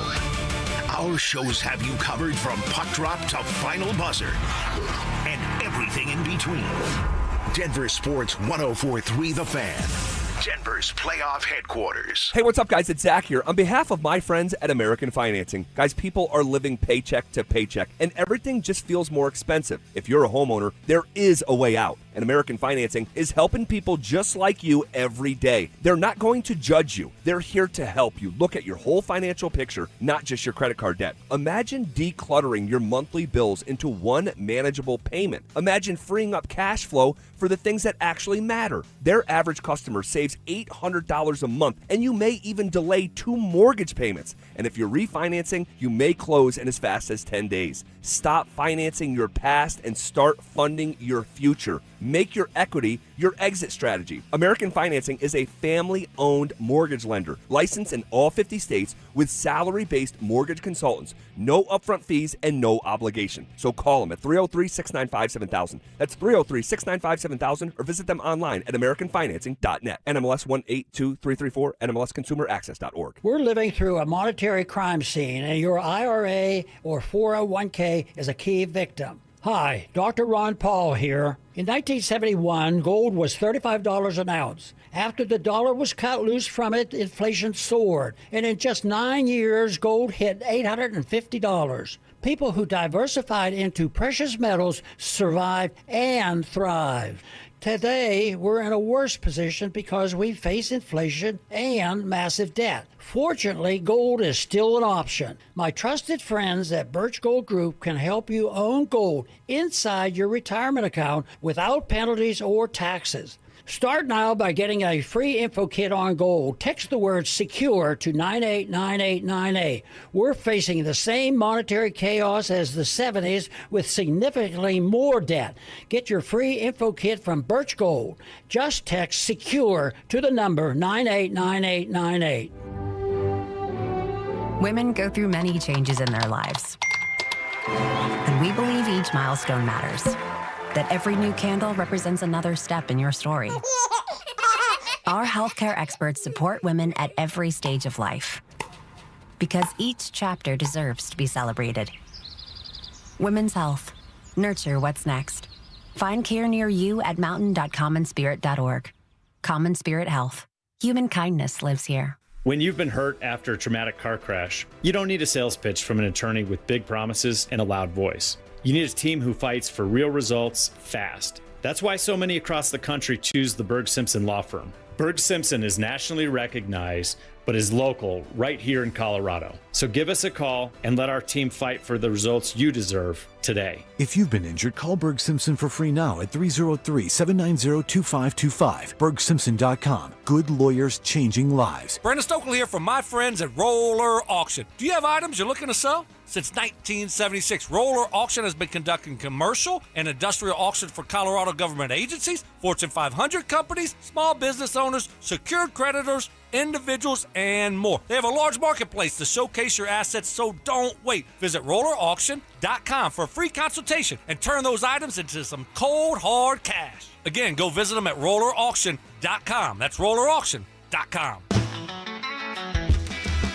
Tom's Garage Doors, Tom's Garage Doors. When it comes to garage doors, no one knows more.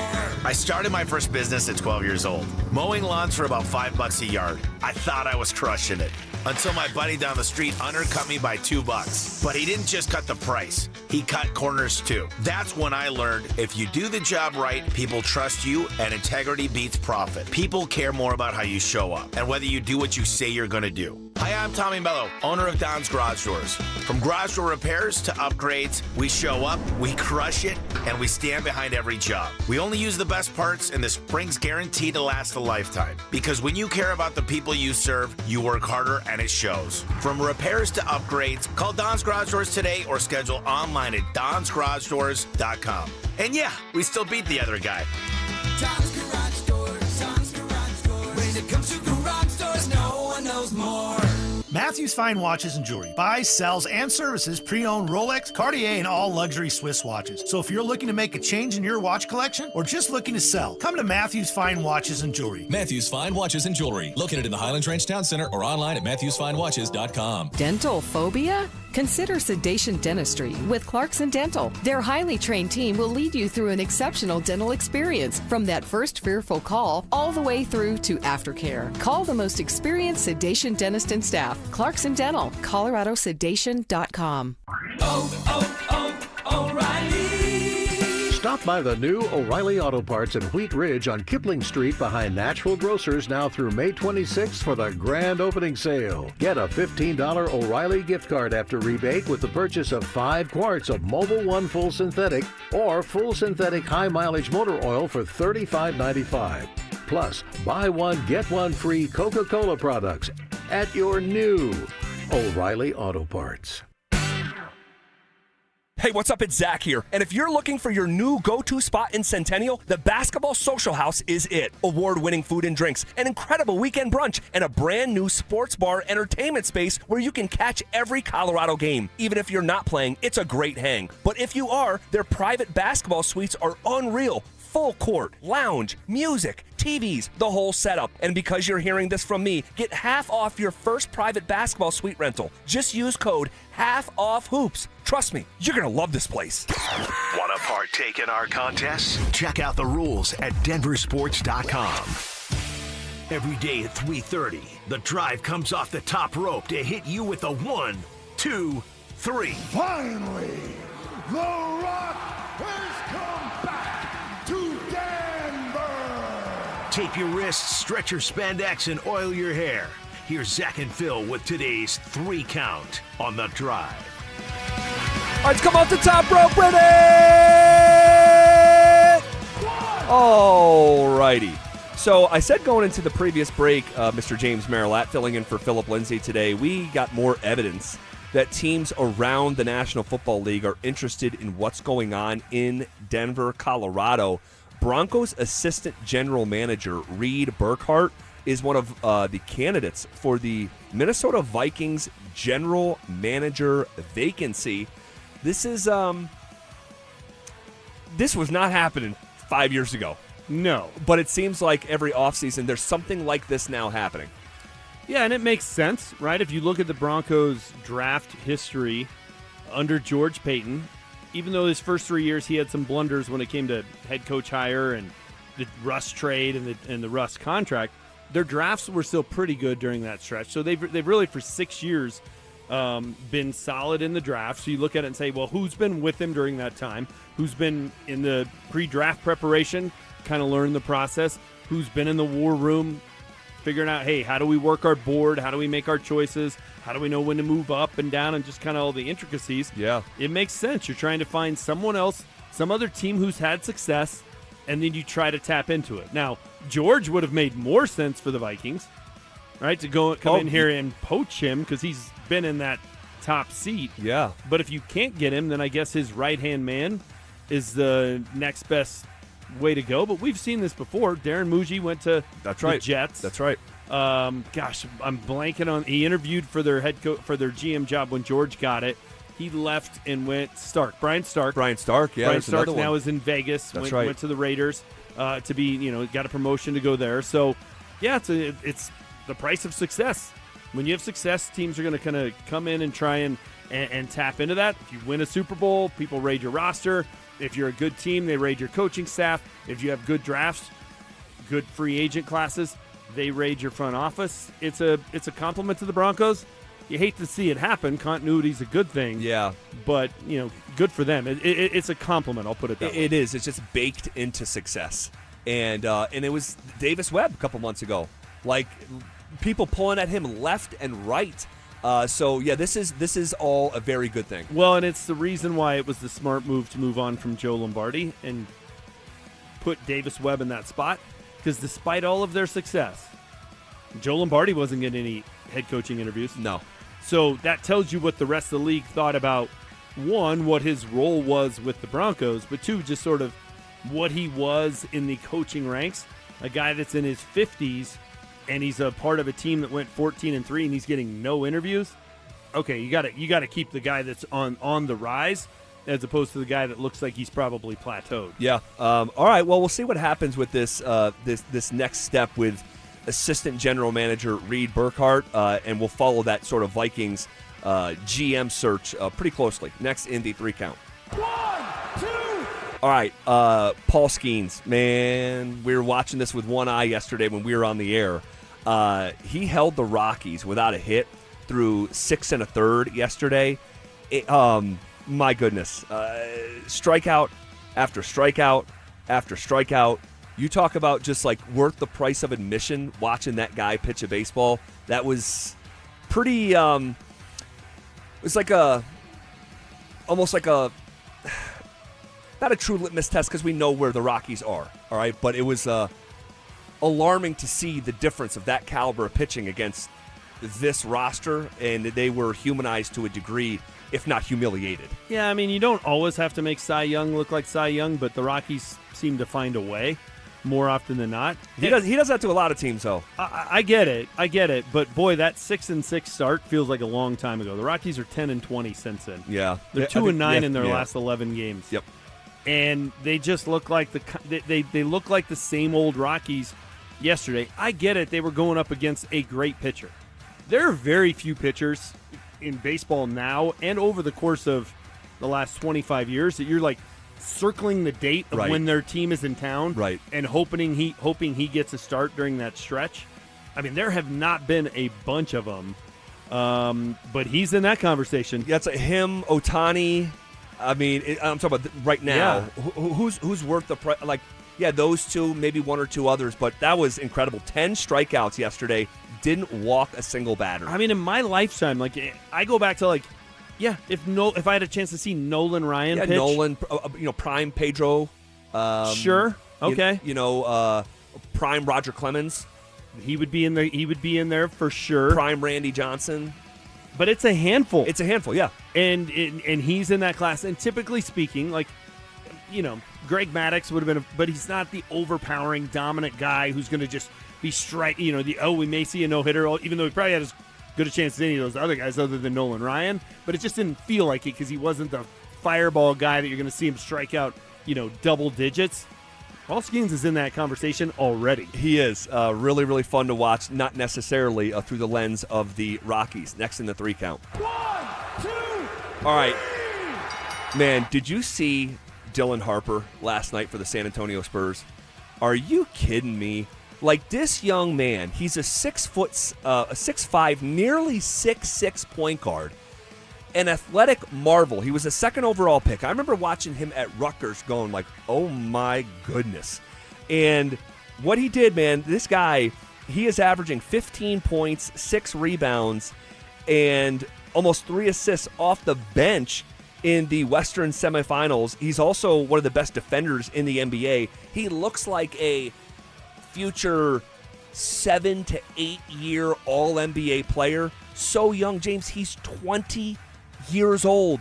That's it. And watching him take over stretches of that game last night was incredible. Man, the Spurs have been fortunate with the picks that they've gotten in the last handful of years. You get the number 1 overall pick, you get the number 2 pick. Still got to get him right, but I was watching that, and it just struck me again of how the rest of the West seems to be getting better. Yeah. And at this point, I wouldn't say they're lapping the Nuggets, but boy, they're pulling away. Yeah. The Spurs look like Secretariat and the Belmont, and the Nuggets are not even the second horse. They're like but if that was the race, the Spurs and the Nuggets, they're Secretariat. Dude. You can't see the Nuggets in the picture. And here's the thing, like that team, what I'm watching from the Spurs right now is showing poise beyond their years, is what I'm seeing. It's why I do think they're going to give the Thunder a battle in the Western Conference Finals. You may be right about this. And they're probably a year or two early. Yeah, and the Thunder have the pelts on the wall, or pelt on the wall, so to speak. But it's not like that. They won the title last year, but it's not like they've done it for year after year after year. They're not that much more experienced, believe it or not, than San Antonio. Well, but San Antonio, dude, a year ago, San Antonio, and I'm double checking right now. I think they won like 35 games last year. They won 34 games, and they're beating Minnesota, a team that Denver couldn't beat, by 26 in a massive playoff game, showing poise of like 10-year veterans. I mean, this group, and I said it during the regular season, and it's not like I'm reinventing the wheel, they're going to win a championship. They're going to win championships with that core. The Devin Vassell, Dylan Harper, Victor Wembanyama, they have it. This is the second time Minnesota's been blown out badly in San Antonio in this series, though. I feel like Minnesota kind of thinks, hey, we've only got so many punches to throw here, and they kind of pick their spot. I think you'll see a great effort from Minnesota in Game 6, and then they're going to go take their chances on the road in Game 7 because, hey, they beat Denver the year after the Nuggets won a title on the road into Game 7. But, yeah, it's kind of the second time in this series where it's just been not an entertaining basketball game. I hope San Antonio closes this thing out. Let's get on to the Western Conference Finals. Let's see that matchup. All right.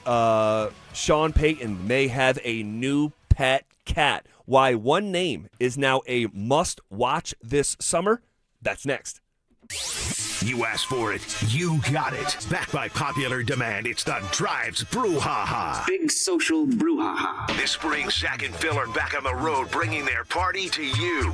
First stop, the Golden Triangle in Denver. May 22nd from 2 to 6 at Schoolyard Beer Garden. There was quite a brouhaha. Come find out what the commotion's all about. Head to DenverSports.com/drive for more details. Guaranteed to bring the brouhaha. Denver Sports 104.3.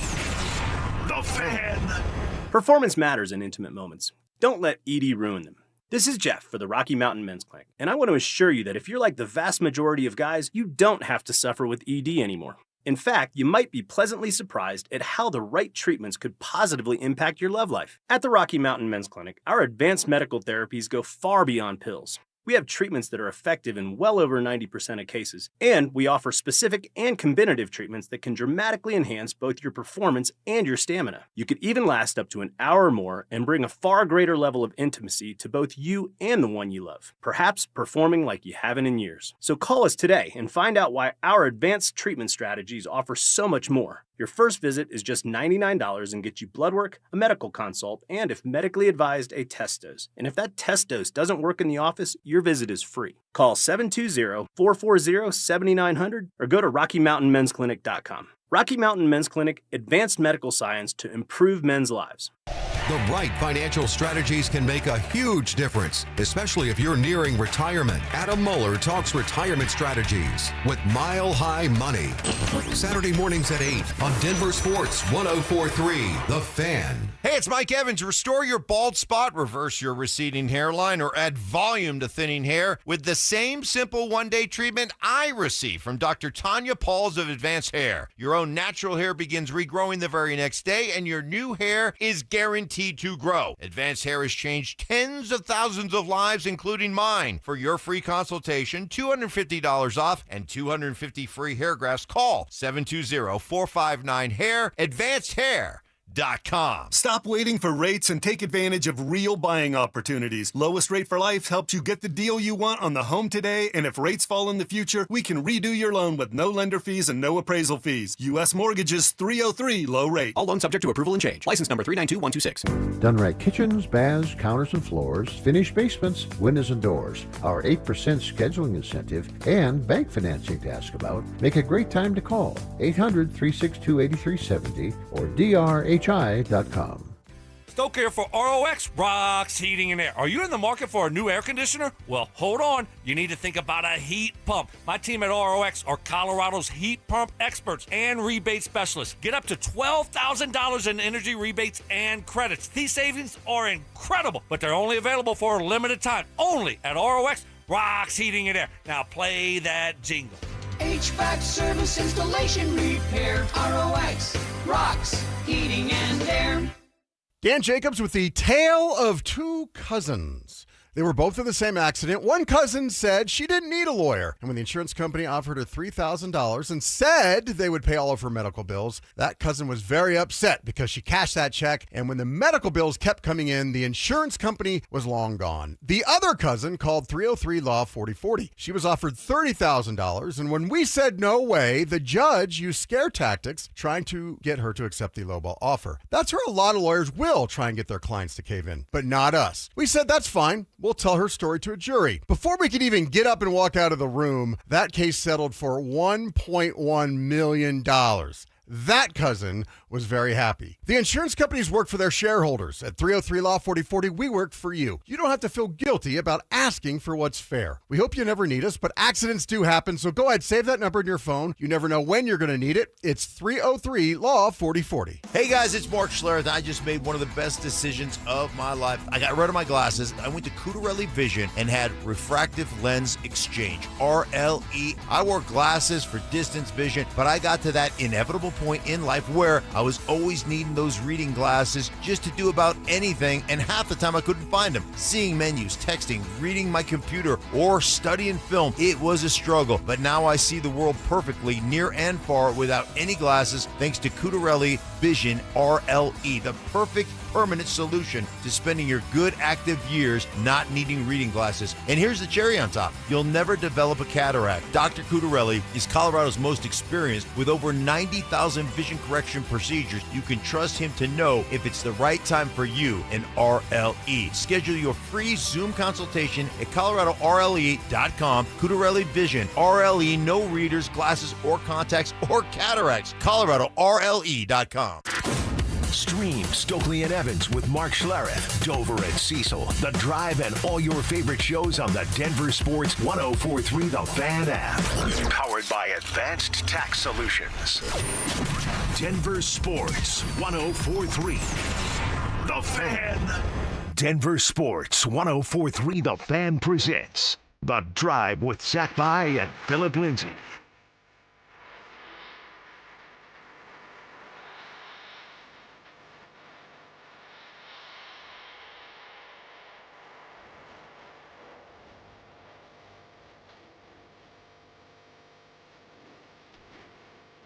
Sean Payton may have a new pet cat. Might be a name to watch this summer out at training camp. We'll get to that in just a second. But summer is calling, and we're sending you to the lake in style. Download the Denver Sports app to enter our Day at the Lake contest for your chance to win everything you need for that perfect lake day. Here's what you get. 2 paddle boards, 2 chairs, a cooler, a pop-up tent, Bluetooth speaker, and a $250 gift card to fill up that cooler. Download the Denver Sports app now and enter today. I know you love a lake day, James. Oh, get out the paddleboard. Oh, just kind of cruise around a bit. You take those fancy vacays. I know you do. Yeah. What's that lake you go to? Lake Havasu. Of course, Lake Havasu. Yeah, put the speaker on. You know, put a little Tom Petty on that we were just listening to coming out. Yeah, that'd be great. That'd be all kinds of fun. My favorite moment of all of last summer, and we had a great summer as a family, but number one was being in Grand Lake, renting a boat with my family, getting lunch beforehand, going out, wetting a line, trying to catch some fish, eating some sandwiches, having the speaker going, just the best. I love it. I love being on the water. I love having the cooler stocked. Heck yeah. What was it? $250 to stock the cooler? Yeah. That's a couple lake days. You gotta refill that cooler a few times. Oh my gosh. Sign me up. So Sean Payton may have a new pet cat. And of course we're using that verbiage because that's what George Payton has called RJ Harvey multiple times. File that under things that I would never want to be called. No. And something I don't understand. I don't get. It's bizarre. Yeah, I'm not even sure what it means. I think it's a positive. It is. He's our pet cat. But your pet cat is also like, you can leave for like a week and just leave him at home by himself. Right. It's fine. Oh, my gosh. Well, I'm talking about Caleb Lohner, all right, who they drafted late last year, basketball player, converted to a football player.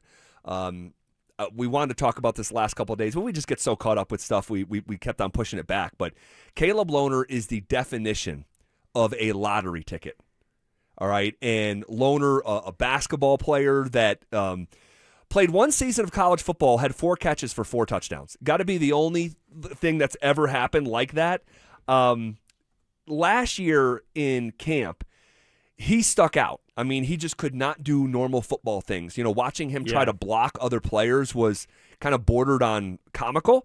But here he is 1 year into this thing, and he played college basketball at BYU. Then he was pretty good at BYU, transferred up to Baylor. Didn't work out so great there, transferred to Utah. So 3 different schools there on the hoop side, but he did play football at Utah. And Sean brought him up unprompted, in the middle of the press conference when he said this. I'll tell you who stood out, Caleb. He looks entirely different in this camp. Now, he was here in this camp a year ago as a draft pick, but he stood out. Here's more from Sean. Everything. And in fairness to him, remember, that was a basketball prospect that had limited snaps of a year.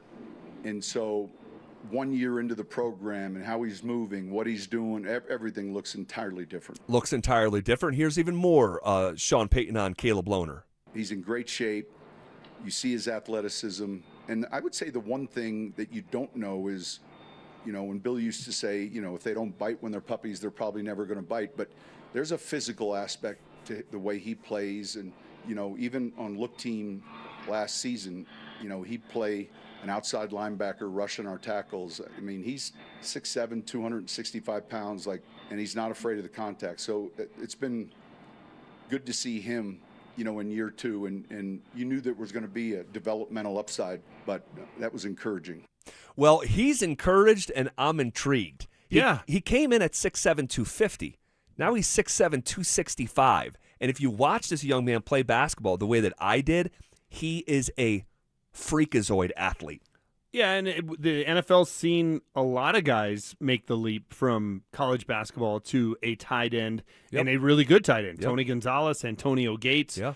We had Julius Thomas here. He played college basketball and then turned into just a touchdown machine with Peyton Manning. Yep. So Jimmy Graham falls in this category. So, we've seen it before, and you're intrigued by the athleticism and the size, right? It's a power forward in college basketball, translates really well in terms of height and weight to an NFL tight end, and then they got that kind of athleticism. They can go up and rebound. Instead of rebounding the ball, they're going up and beating guys for 50-50 balls. So I get why it's tempting.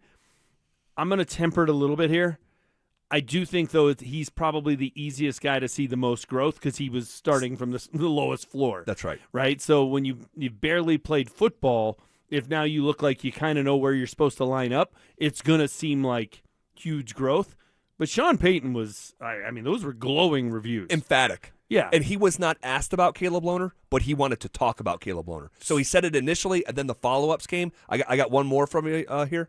You just start with total reps in the bank in football, and there was just a lot less, right? And you're drafting traits at that point in the draft, and we've done that before. And sometimes you're drafting traits. You see, a receiving tight end. The one thing I know watching him is he'll be plenty and very physical, and the blocking part is a little bit easier to develop than the other part. Pretty interesting. Yeah, very interesting, and that's what you should use your late round picks on, right? Not just guys that are developmental from the standpoint of always a basketball player that we're trying to convert to a football player, but Jonathan Cooper was a late-round pick, and why did he fall that far? Because he had the heart issue, right, at Ohio State. It's we'll take a gamble on him here. If you burn a seventh-round pick, nobody cares. All good. Nobody's losing their job over that. But, boy, you get one or two right, all of a sudden that's how you build a football team pretty quick. We talked about it yesterday with Justin Jolie of who might be the quote-unquote joker, which is a term neither one of us want to hear anymore. I don't want to find the joker because I'm over that. I want to find who's the tight end of the future here. Who's going to be the guy that's playing that position for the next 6 years? I don't think it's Lohner this year necessarily, but if we see some flashes from him, could he be the guy from 27 to in the early 2030s? Maybe. Anybody that can get Adam Troutman off the field, I'm intrigued by. All right. What does history say about the Avs in this exact spot that they're in tonight? We'll go through it next. Broncos country, the wait is over. This Thursday, join us for a special edition of Denver Sports Tonight with John Davis and Chad Andrus as we break down the full Broncos schedule release live. Primetime matchups, toughest stretches, playoff implications, and the games you circle the second they drop. Don't miss complete analysis, instant reaction, and everything you need to know about the Broncos' road ahead. Denver Sports 104.3. The Fan. You could sleep through the night without thinking twice. You could take a seat in the middle of the theater. You could drive without worry of where the next restroom is. You used to say yes, and somewhere along the way, you stopped. Not because of one big moment, because of 100 small ones. A little more urgency, one more trip to the bathroom at 2 a.m., one more mental note about where the restroom is. It happened slowly enough that it just became you. But it's not you. It's enlarged prostate, and there's a treatment called aquablation therapy, the only ultrasound-guided robotic-assisted therapy for enlarged prostate. Find an aquablation therapist near you. Call Aquablation Denver at 720-637-9567, 720-637-9567. That's 720-637-9567. All surgical treatments carry risks, and results may vary. Side effects may include urinary symptoms, mild pain, ejaculatory dysfunction, or infection. In rare cases, complications to the urethra and rectum may occur. Aquablation therapy may not be right for everyone. Talk to your urologist to learn more. Visit aquablationdenver.com. You know, I was talking with a friend the other day. Good job, good house, doing everything quote-unquote right, but still drowning in bills, groceries, gas, credit cards. It all added up. And she told me, I just don't see a way out. But she did have a way out. She called my friends at American Financing, and they're helping people just like her and just like you every single day. Imagine decluttering your monthly bills into one manageable payment. Their average customer saves $800 a month, and you may even delay 2 mortgage payments. And if you're refinancing, you may close in as fast as 10 days. Stop financing your past and start funding your future. Make your equity your exit strategy. If you're over 50 and still carrying credit card debt, you could be paying on that for the rest of your life, especially with interest rates over 20%. American Financing is a family-owned mortgage lender licensed in all 50 states with salary-based mortgage consultants, no upfront fees, and no obligation. So call them at 303-695-7000 or visit them online at AmericanFinancing.net. NMLS 182334, NMLSConsumerAccess.org. I'm Rob Wilhite, and for nearly 50 years, my firm has been fighting for seriously injured car accident victims in Colorado. Serious accidents demand serious representation. We dig into every detail of your case, and we don't back down until we get you the maximum compensation you deserve.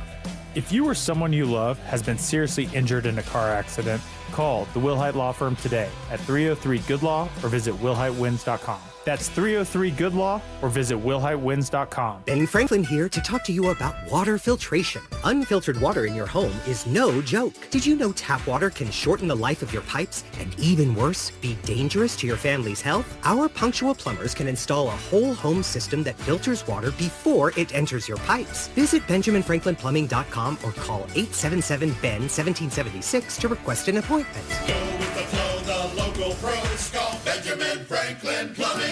Independently owned and operated, licensed in their respective state or county. Is your financial advisor managing your risk or just a spreadsheet? Hi, I'm Jeff Jr., founder of Trajan Wealth. Many financial advisors rely on target date funds, which are one-size-fits-all portfolios that don't know your name, your family, or your goals. And that passive management can leave you dangerously exposed. At Trajan, we look at the whole picture, not just the stocks everyone else buys, but the private market opportunities most advisors ignore. And as fiduciaries, we build a strategy around you, coordinating your investments, tax strategy, and estate into one cohesive plan. Your financial life deserves more than just a generic portfolio. Real planning isn't a stack of statements. It's the confidence of knowing where your income will come from for the next 30 years. Good enough isn't good enough for your family. It's time for a change. Schedule your complimentary consultation today. Call 855-TRAJAN-1. That's 855-TRAJAN-1.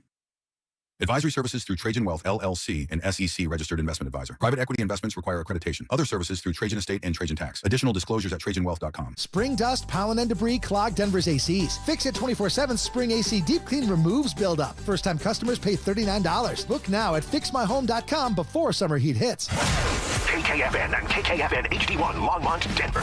Powered by Regen RX. It's The Drive with Zach By and Phillip Lindsay. You're listening to The Drive with Zach By and Phillip Lindsay on Denver Sports 104.3 The Fan.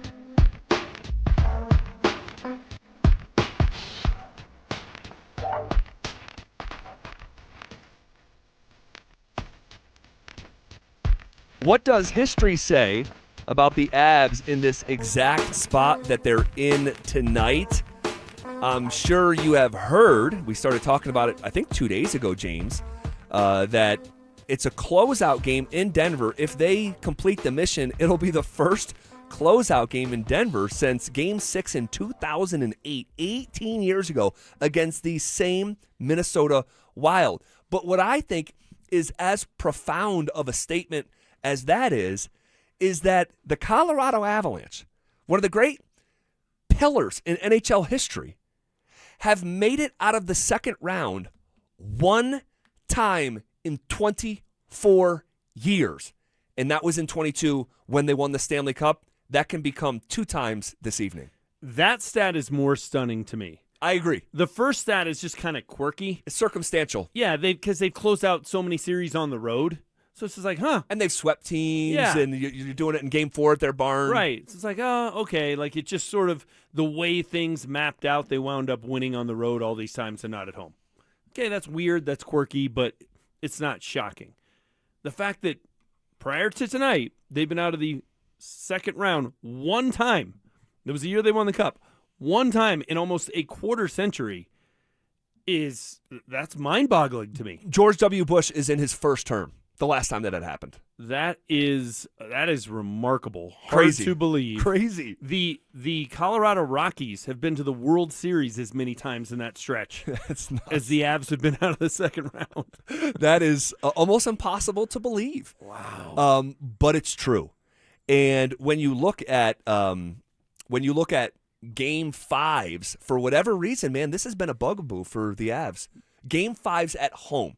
So the last time there was a Game 5 at home was the 2022-23 season. In the first round, series tied 2-2 to Seattle. They lost Game 5. The time before that, the last Game 5 at home, the season prior, 21-22. It was the second round, up 3-1 against the Blues. They lost Game 5. In the Cup final, they were up 3-1 on Tampa. Game 5 at home, they lost.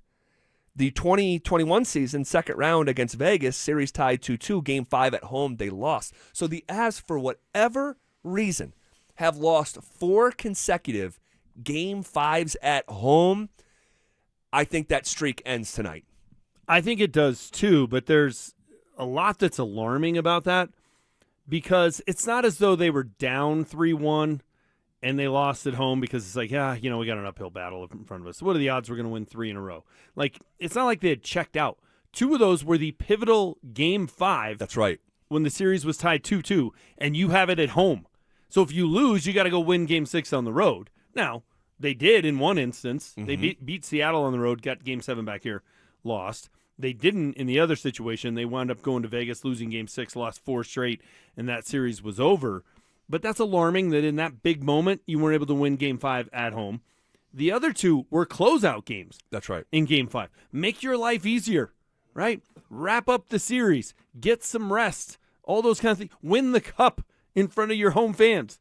Like, okay, first round, some random year, maybe you're not, quite focused because you're up 3-1 against a bad team. Jeez. And we got to go on the road and win it 6. It was the Stanley Cup final. Right. You had a chance to hoist the cup and be carrying it through downtown AG style, and instead you had to get on a bird and go all the way back to Tampa to win it. So the good news, though, 3 of the 4 times they won Game 6 on the road. But that's kind of alarming because that's 4 times you really shouldn't have taken your eye off the ball. There's kind of no excuse for any of those losses. Well, I think tonight, now anything can happen, right? In history, I'm the person who often says, hey, look to the past, in order to try to figure out the future. And oftentimes the past is the best predictor of the future, but not always. Not always. I think and I hope that the Avs turned a corner, whatever corner that they had to turn. I mean, they've lost 1 game in the postseason, but Game 4 felt really important, and the delta between being up 3-1 and coming back tied 2-2 is massive, and I'm hoping that at a certain point in the game that the thought is crossing the mind of the Minnesota Wild players, man, do we really want to keep this thing going? Because in our heart of hearts, we know they're just better.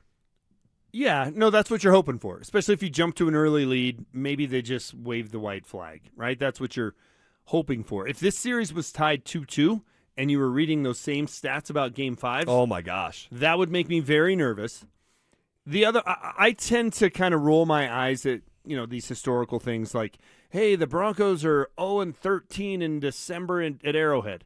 What does it matter what happened in 1974? That's irrelevant. So a lot of times you get these historical stats. It's like if you go back too far, it doesn't matter. This is all these guys for the most part. This is McKinnon, it's Makar. It's this core. Yes. It does make me wonder, does this group, to some extent, lack a killer instinct? Because that's 4 times, certainly up 3-1, you didn't show the killer instinct. You didn't put away Tampa. You didn't put away St. Louis. And then, so it's killer instinct in those moments, and it's killer instinct / being ready for the moment in the 2-2 series. So this is a 3-1. It falls in the same category as St. Louis in 2022 and Tampa in 2022. Well, I'll give you some pushback when you say they're not showing killer instinct and you're citing series from a year that they went and won the Stanley Cup. I get it, but they didn't have the killer instinct. I mean, they had a killer instinct enough. I mean, they didn't go to a Game 7. They never trailed. They went and won the Cup. They were good at making up for it. Sure. but a lot of people spent a lot of money to be at Ball Arena at Game 5 of the Stanley Cup Final. I was there. And they had to watch them win it on TV. Hey, we all got to go to a parade. I get it, but that was a chance to just put them away, right, and have the celebration that night, or put away St. Louis and not have to go back there and have Game 6 heroics by a bunch of guys that maybe you weren't expecting. I think that was the Darren Helm game when he was the hero. I think so. So it's a little bit of a lack of killer instinct, and I understand what you're saying. It's the year they won the right. But this team has way too much talent to not have been out of the second round except for that year. Yeah, and I can agree with you on that. Bednar was asked some version of this on if the mindset changes when trying to close out a series. Not really. I mean, it's like Game 1 was an important game. Game 2 was an important game. We lose Game 3. Game 4 was an important game. This is an important game. The goal is to win, so you focus on the process of what your team needs to do to win, regardless of where you're at in the series. It's important to close team out when you get a chance. That means you got to win the hockey game, so what do you got to do that? I don't think it changes a lot from 1 to 2 to 5 to 7. You're still focusing on what you need to do, what is your process to success, what things you got to be aware of, and then you got to go and execute. Seems like he's really trying to simplify things. Like, we're not going to make this something bigger than it is. Like, he knows this game's a little bit different. You have a chance to win the series, right? But at the same time, like, you got here by doing a certain thing. Keep doing that thing that allowed you to have a 3-1 lead in the first place. For sure. That's the approach you want to take. But there's also as a coach, in the back of your mind, you have to be thinking ahead. Where if you make Game 4 the biggest deal in the world, and you'll lose it, right? Well, what do you say after that game? If you make the closeout game tonight the biggest deal in the world, well, now all you've done is put a bunch of pressure on your team for Game 6 if you have to go back to Minnesota. So you're not thinking necessarily about losing, but you do have to plan ahead a little bit about, what's my speech? What's my message if tonight doesn't go our way? They could play really well tonight and just have bad puck luck, and you got to go back to Minnesota for Game 6. Sure. You can't make Game 5 the be-all, end-all, so that's the way you avoid that, is just take that approach on every single game, because then in Game 6, it's the same message. That's right. We got to figure out a way to win this game. It's all about this game. Doesn't matter what happened 2 nights ago, and doesn't matter what may happen in 2 days. It's all about today. All right. Whatever happens to CU in their season opener, we know it'll be in front of the world. We'll explain next. Summer is calling, and we're sending you to the lake in style. Download the Denver Sports app to enter our Day at the Lake contest for your chance to win everything you need for that perfect lake day. You get 2 paddle boards, 2 chairs, a cooler, pop-up tent, and Bluetooth speaker. Oh, and did we mention you also get a $250 gift card to fill up that cooler?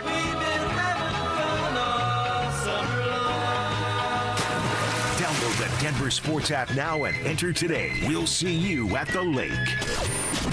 Denver Sports 104.3. The Fan. Cecil Lammy here for my friends at SodaDietNutrition.com. Now, 5 years ago, I lost 60 pounds because of soda, and I'm never going back. I've never gained the weight back. I never will, because SodaDietNutrition.com, they taught me how to eat, what to eat, and when to eat. It's simply magnificent. I want you to call them up, 866-800-SODA, where you can join Soda for a short time to have results that last a lifetime. Soda weight loss is now SodaDietNutrition.com, and you've got to have these guys on your side, because the weight loss journey, it can be tough. There can be struggles. Having a real nutritionist there available via text to help you out with any sort of questions, concerns, sometimes it's just straight up encouragement. It's SodaDietAndNutrition.com, and there's no mystery pills, mystery injections, any mystery chemicals you're putting in your body. You're doing it the right way. Learn how. Join the program. SodaDietAndNutrition.com, 866-800-SODA, because SOTA is, say it with me, state of the art. Now is the best time to buy. Get ahead of the competition and get the deal you want on the home you really want. Maximize your savings with lowest rate for life, and if the market does improve, we can save you money without any additional lender fees or appraisal fees. We're here for you today and tomorrow, and celebrating 30 years of helping homeowners with expanded approvals, low rates, credit improvements, and more. Call U.S. Mortgages at 303-LOW-RATE. All loans subject to approval and change. License number 392126.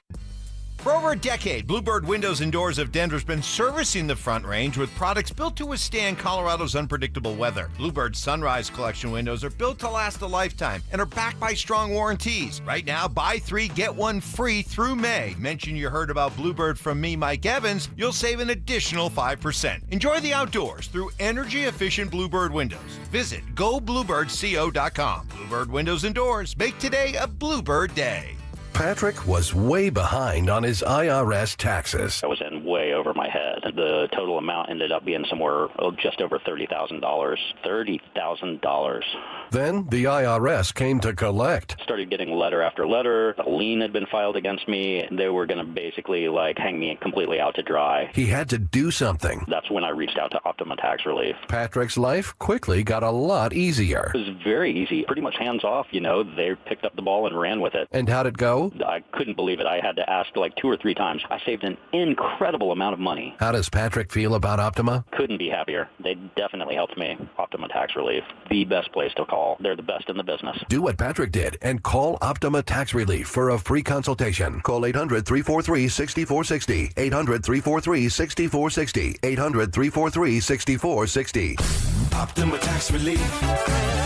Testimonial from an actual client. Some restrictions apply. For complete details, please visit OptimaTaxRelief.com. All right, fellas, Mark Schlereth here for some real talk. If you're over 50, there's a good chance you're dealing with an enlarged prostate. Eating up at night, weak stream, all of it. Here's good news. You can get a procedure called PAE, prostate artery embolization, that's a minimally invasive procedure that's done through a tiny pinhole and you're home the same day. Colorado Advanced Endovascular in Lakewood has top-tier interventional radiologists and a boutique setting with personalized care you won't find anywhere else. Visit coloradoae.com to schedule a consultation. That's coloradoae.com. In the playoffs, everything comes down to the buzzer. One shot, one moment, no room for error. In your facility, that moment hits when the power goes out.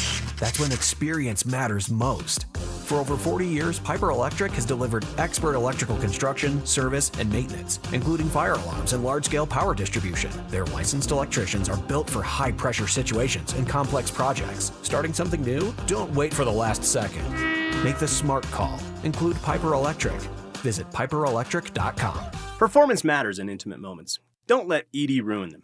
This is Jeff for the Rocky Mountain Men's Clinic, and I want to assure you that if you're like the vast majority of guys, you don't have to suffer with ED anymore. In fact, you might be pleasantly surprised at how the right treatments could positively impact your love life. At the Rocky Mountain Men's Clinic, our advanced medical therapies go far beyond pills. We have treatments that are effective in well over 90% of cases, and we offer specific and combinative treatments that can dramatically enhance both your performance and your stamina. You could even last up to an hour or more and bring a far greater level of intimacy to both you and the one you love, perhaps performing like you haven't in years. So call us today and find out why our advanced treatment strategies offer so much more. Your first visit is just $99 and gets you blood work, a medical consult, and if medically advised, a test dose. And if that test dose doesn't work in the office, your visit is free. Call 720-440-7900 or go to RockyMountainMen'sClinic.com. Rocky Mountain Men's Clinic, advanced medical science to improve men's lives. Imagine finding your dream home and moving in right away. No waiting to sell your old place first. Sounds perfect, right? That's exactly what Orchard's Move First, Sell Later program lets you do. Buy your new home now and sell the old one later. Here's how it works. Orchard gives you cash so you can buy and move into your new home first, on your timeline. No waiting, no showings, no double moves. Then the Orchard experts take it from there. They handle repairs on your old home for you so you attract the right buyers. Once they're done, a local Orchard agent lists and sells your home for top dollar. Orchard's Move First program gives you the freedom to buy and move into your new home first and sell your old home later. Buy before you sell and get top dollar for your home with Orchard. Ready to find out how much your home is worth? Visit Orchard.com to get your free home valuation. That's Orchard.com. Want real Broncos talk? Cecil Lammy and Andrew Mason bring the heat on Orange and Blue Today. The most passionate intelligence and in-depth Broncos coverage in the game. Weekdays at 5 p.m. on the Denver Sports 104.3 The Fan YouTube channel. Hit subscribe at Denver Sports 104.3 and never miss another take. Orange and Blue Today, powered by Ramos Law, official injury law firm partner of the Denver Broncos. Denver Sports 104.3. The Fan. It's The Drive with Zach By and Phillip Lindsay on Denver Sports 104.3 The Fan.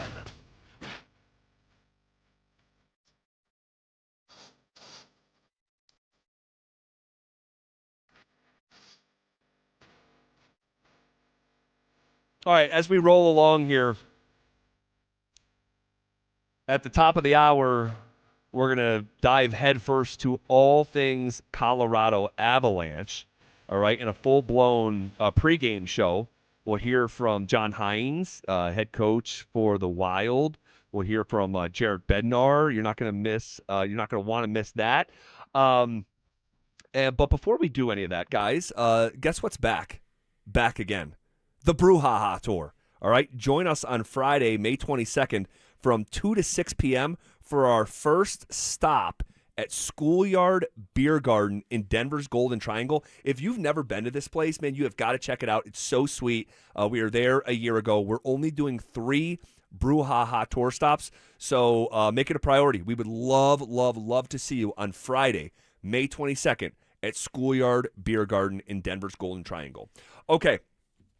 Shifting gears a little bit here, Mr. James Marilat filling in for Phillip Lindsay. I said whatever happens to CU in their season opener, we know now, as of yesterday, it'll be in front of the world. CU getting a primetime game on ESPN, ESPN 6 o'clock kick against Georgia Tech in Atlanta.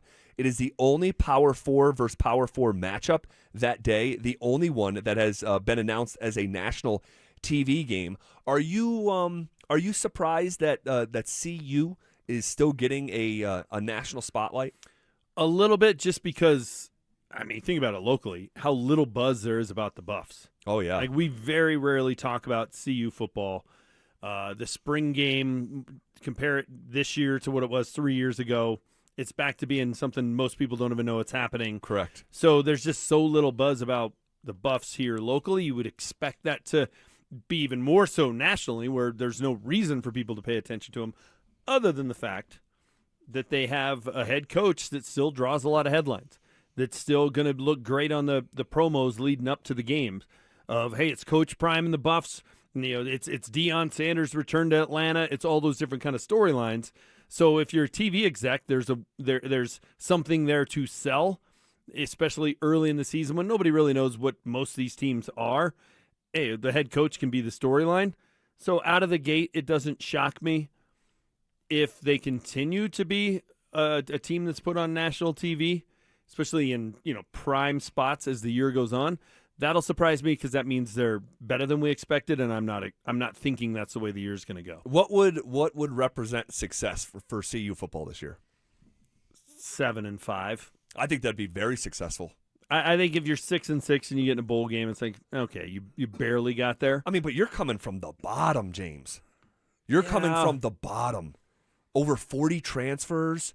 I mean, like, this is going to be really tough. Would you consider 6-6 a success for the Buffs?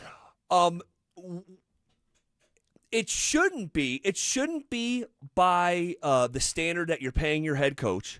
Yeah. It shouldn't be from the initial projection from where we thought this was going, but with the actual real-world evidence that I have, and not like narratives and forecasts, the actual substance that I've watched, I don't think saying much more than 7 wins, like you get into kind of what feels to me like fantasy land right now, kind of. Yeah, it does. It's a leap to think about them going from 3 wins to 7 wins.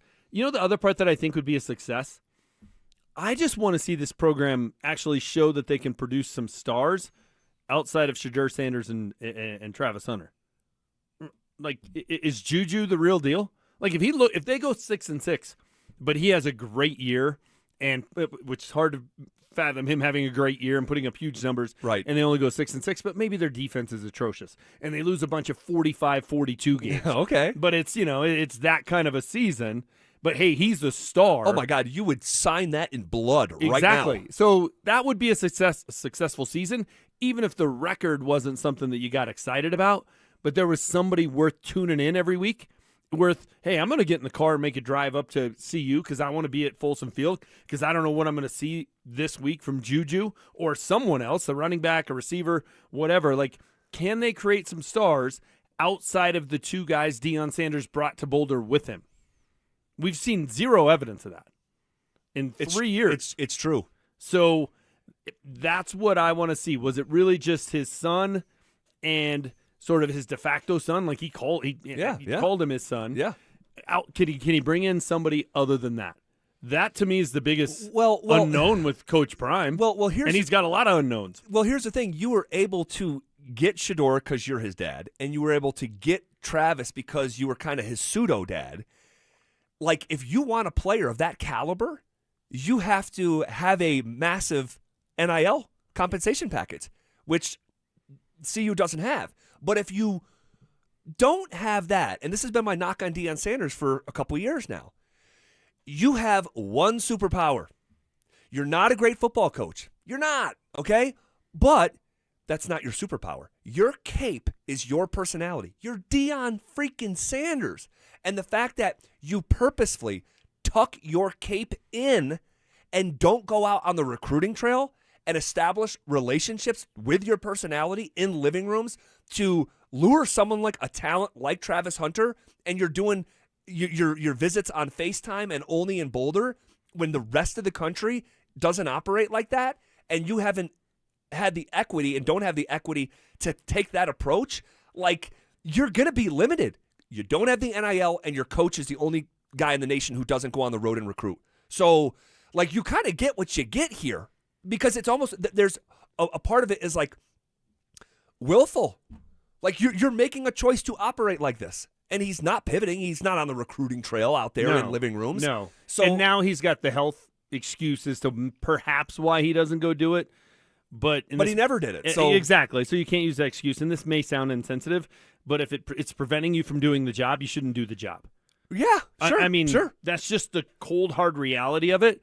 But the other thing with Juju becoming a legit star, like, they're not getting those kind of recruits anymore.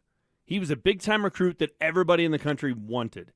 Jordan Seaton was that, and then he left for greener pastures in Baton Rouge. So Juju's kind of the last of that category, because otherwise the guy who talked about, hey, I'm bringing my Louis to town, is going out and recruiting a bunch of Samsonite. You can win with Samsonite. Indiana did for the most part. Sure. But it's a different approach for a guy who was singing a totally different tune 3 or 4 years ago. Yeah, and the difference with Indiana is Curt Cignetti is a great, with a capital G, great football coach who has won at every stop from a Division II in Pennsylvania all the way to Indiana. Deion doesn't have that to draw from, so you need to do things differently. And the fact that the way that he's doing it differently is the fact that he's not doing the work and every other coach does on the recruiting trail. College sports are about acquiring talent, and you are purposefully and willfully limiting yourself and your program by not going out and showcasing your Deion Sanders superpower. Yeah, and it just feels like it's hit the end of the line. And the Russell Wilson contract before he ever played it down here was silly. Giving Deion Sanders a new contract before he ever showed that he could recruit and or win without Shedeur and Travis was a gigantic mistake. And the crazy thing is, now you can't fire him. You can't afford to pay him out and his staff out and hire a new staff. The best thing that could have happened to the Buffs is they lost him to the Cowboys, and they would have said, oh, should have given him a long-term deal. That would have been the best thing that could happen to the Buffs. All right, what is the latest with the Broncos' schedule? We'll tell you what we know. Also, Denver needs to buck a trend right out of the gate this September. We'll talk about what that is next. The Avalanche, the Wild. Round 2. This is where the real battle begins. Score! Every game gets bigger. Every hit gets harder. Every moment matters more. Our guys are in the locker room. Our shows are locked in on every matchup, every adjustment, and every shift in momentum. On your morning commute, on your lunch break, on your drive home. Our shows have you covered from puck drop to final buzzer and everything in between. Denver Sports 104.3 The Fan, Denver's playoff headquarters. Join us at Camping World's Red, White, and New Trade Event, our biggest trade event of the year, May 14th through the 16th. Trade in your RV and get the highest value guaranteed. Then upgrade for less with new RVs starting as low as $94 a month. Plus, take 25% off select maintenance services. Save up to 40% on camp-ready must-haves. And enter to win a new RV. Don't miss the Red, White, and New Trade Event at your local Camping World, May 14th through the 16th. We'll see you there. I know that hiring can be challenging. You need someone to match your role perfectly. Well, now you can meet them fast on ZipRecruiter. Build your team, build it sooner.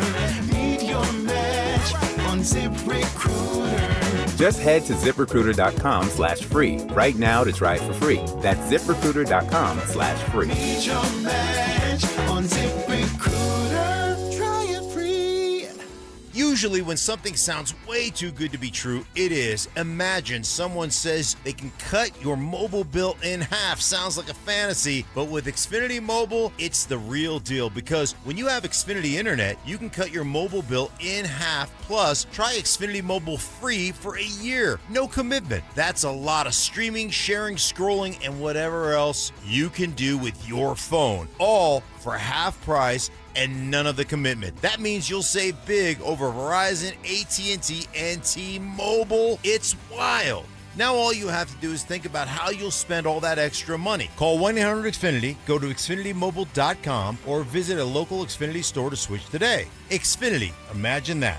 Restrictions apply. Savings compared to one line of Xfinity Mobile Select to comparable plans from T-Mobile, Verizon, and AT&T as of 3/24/26. Taxes, fees extra, $30 monthly discount limited to new mobile customers only. After 12 months, regular rates apply. In a city full of choices, your savings destination is Groove Toyota, the oldest family-owned Toyota dealership in the Denver Metro. Over 300 new Toyota Tacomas, only $399 a month lease. Visit GrooveToyota.com. $399 a month Tacomas, built for the Rockies. Priced for you. Buy today in person or at GrooveToyota.com. Start here, go anywhere. Closed and lease for 36 months with $32.99 due at signing. Zero security deposit. Unapproved credit. Call 720-961-4465 for complete details. Offer expires 6/126. How about 60 seconds that'll make you actually feel good for a change? Hey, Dan Jacobs with 303 Law 4040. You've heard me talk about the best free meal in Denver. And I had some listeners that had heard me talk about how I used to love to make brisket, but with outrageous beef prices, we just couldn't afford to do it anymore. We can't afford to feed that many people. Well, a guy, Barbecue Bob, showed up to one of our first and third Thursdays with a couple $1,000s of brisket so he could just help people. We're going to make free brisket here coming up in the next couple months for our best free meal in Denver. And then another guy, Fred, who runs the Ace Hardwares over on Gartrell Road and Arapahoe Crossing. He said, from now on, all your fuel you need for that barbecue is on me. And another guy, Bobby Hancock from IHOP. He fed our volunteers and gave thousands of dollars worth of gift certificates to our people that take advantage of the best free meal in Denver. If you want to help, you can. Just spread the word. It's the best free meal in Denver every first and third Thursday, 4 to 6 p.m. It's at Smoky Hill and Arapahoe Road. And if you have any questions, just call us at 303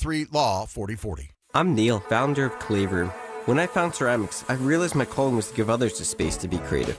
So I set out to open my own studio. Having a Chase Ink card has allowed us to grow it and bring people together. Now we're molding a creative community. With the Chase Ink Business Cash Card, you can earn up to 5% cash back on business essentials, so your business can go from here to possible. Chase for business. Make more what's yours. Real business owner compensated for their participation. Cards issued by JP Morgan Chase Bank, N.A. member FDIC. Subject to credit approval. Terms apply. T-Mobile has an exclusive bundle for customers 55 and up. I'm Sarah Bowl. Yeah, I'm Frank Bowl. A reliable network is key for us. And with T-Mobile, it's been wonderful. And going to the 55 plus plan saved us so much money. A lot. And that's important. Trying to keep costs down. The home internet's been perfect. It's fast, it's quick. The setup was so easy, it took less than 15 minutes. It was like, ta-da! If you want simplicity, coverage, reliability, you want the whole package, T-Mobile has it.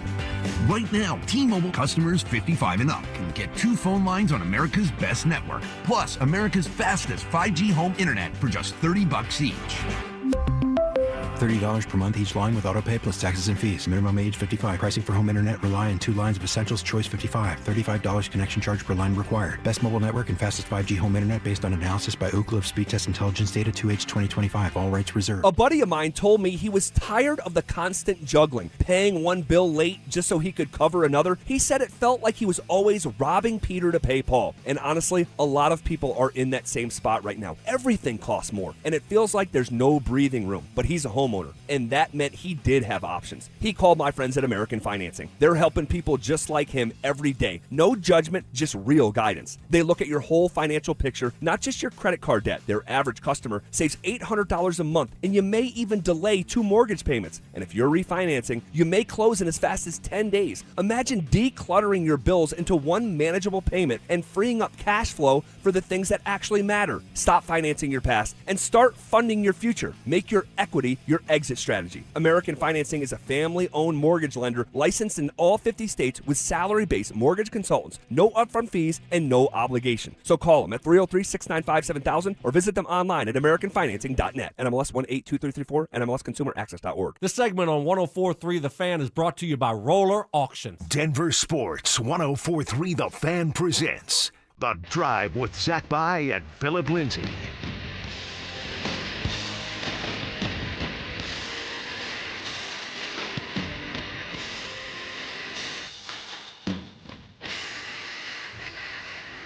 All right, it's a little bit unusual for us to be about 24 hours out from the official schedule release and just have the information on one single game. I mean, I think this time last year we must have knew 4 or 5 games. I mean, we were leaving yesterday's show saying by the time we get in tomorrow, we're going to have a handful of games.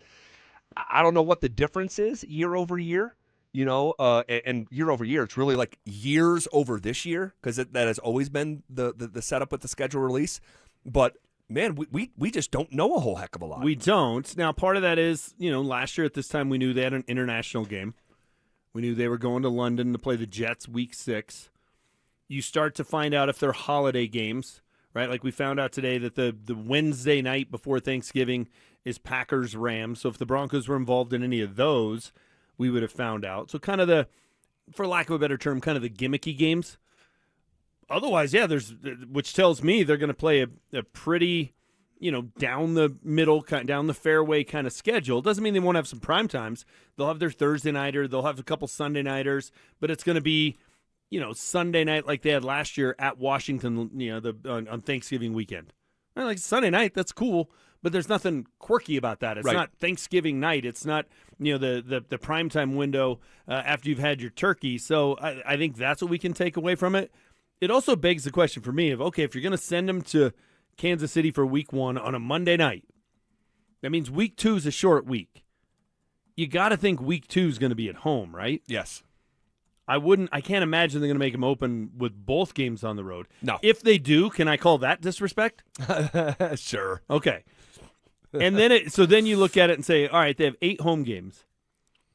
Who do you want that week 2 game to be? Ooh, you got to give me a second to pull back up the schedule. I got the teams in front of me. If you want me to. You do. So you got the 3 divisional games. Obviously, it's not Kansas City. Yeah. The Raiders. And this is who I want week 2 after Kansas City? Yeah, so twofold question. Who do you want and who do you think it'll be? Okay. So we know Kansas City's out, so there's 7 options.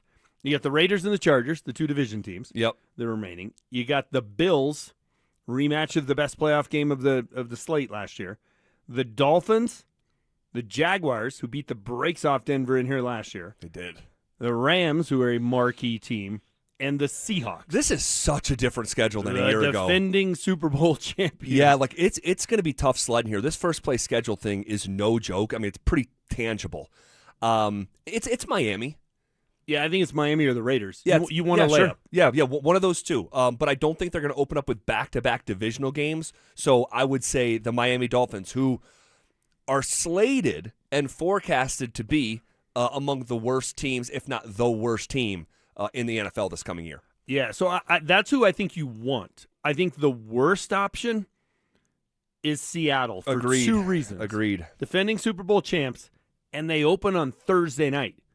So they'll have a week and a half to get ready for you. You'll have 6 days. That would be the worst possible. I did not think of that option. Yeah, for you're right. For the Broncos is if they get the Seahawks in week 2. I have a feeling it's going to be the Jags. That's a good. It's Bo Nix, and Trevor Lawrence. It's the quarterback matchup. Hey, Jacksonville came in here, beat the Broncos last year in Adam Power Field. There's some intrigue there. I think it's going to be Jacksonville. You think so? Yeah, that's my prediction. That small market? I couldn't believe that became a thing last year. I'm telling you. It was a thing, though. You may laugh at the fact that I say the Broncos are disrespected going on the road in week 1. I guarantee you Sean Payton and company are going to use that. Just look at what Jacksonville did a year ago. Yeah, with maybe. The small market thing. Maybe. They'll use anything as a motivator to just get everybody's attention a little bit more dialed in. Not that you should have to for week 1 Definitely on Monday not. Night Football. Right. But I think it's going to be Jacksonville. I think the worst case would be Seattle. I'm with you. The best case scenario would be Miami, probably even more so than the Raiders, because the Raiders at that point are still going to be playing Kirk Cousins. And that makes them a little bit of a tougher game. Yeah. I doubt we're going to see Mendoza week 2. But there's no, outside of Miami, you look at this home slate, there is no, outside of Miami, there's no layup. Nope. It's the rebounding Chiefs, it's the Chargers, it's the Bills, it's the Jags, it's the Rams, it's Seattle. And then you're going on the road, you're playing New England in a rematch, you're playing a Pittsburgh team that was in the postseason a year ago, the Niners, a revamped Panthers team who was in the postseason. I mean, it's real. You got 2 road layups. Arizona and the Jets should be road layups. They better be. So, but that's 17 games. You got 3 layups. Yeah. Now, depending on when you play the Raiders and when they make the quarterback switch, one of those. I can't co-sign that one. Really? It took everything to beat the Raiders last year. Yeah, but if it's. Are you misremembering that? It took everything to beat the Raiders last year. It took everything to beat the Giants last year, and they weren't a very good team. So, I mean, it took everything to beat Marcus Mariota and the Commanders. So I guess it's the NFL. It's the Nothing's NFL, a layup. yes. But that was 10-7 against the Raiders a year ago. Let's say they play the Raiders here in week 4, and the 0-3 Raiders have decided we're pulling the plug on Kirk, and Mendoza's getting his first start. That's as close to a layup as you're going to get in the NFL. Yes, within the lens of the depending on NFL. how it goes. Yes, but it was 2 games against the Raiders, 2 one-possession wins against the Raiders. So, all right, here's what needs to be avoided. All right, and this is actually in the same vein of this conversation, who they're playing first, second. In 3 seasons as Broncos coach, Sean Payton teams have started 0-3, 1-2, and 1-2. This actually mimics a pattern that developed during the final 8 years of Sean Payton down in New Orleans, where his teams in the first 3 weeks of the season, this is his last 8 years in New Orleans, in the first 3 weeks of the season, they were 9-15. So you couple that, 9-15 in the first 3 weeks over an 8-year period, it syncs up with the 1-2, the 1-2, the 0-3 starts. I can't make heads and tails of it. You and I sort of have the same mindset. Sean Payton has these old school training camps that guys like San Francisco 49er, one and done here, Dre Greenlaw, like don't like and can't handle. Like they're old school, and the fact that like you're in this era of NFL football where training camps can, me and Stokely at one point, nicknamed it training glamp, like that's not what it is here, but yet the slow starts persist. And you're talking about an 11-year period, the last 8 years in New Orleans and the first 3 years here.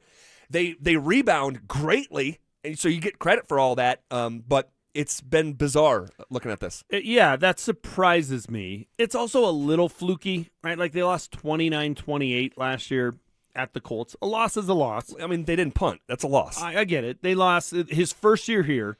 17-16 to the Raiders, and then 35-33 to the Commanders when they had the worst 2-point conversion call with a chance for Russ to be the hero after throwing the Hail Mary to Brandon Johnson, and they lose by 2.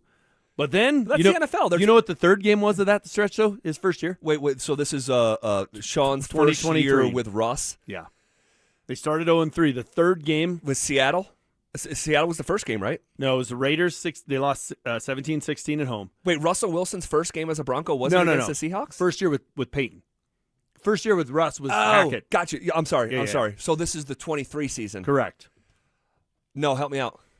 70-20 at Miami. Oh, how could I forget? No wonder it's the therapy worked.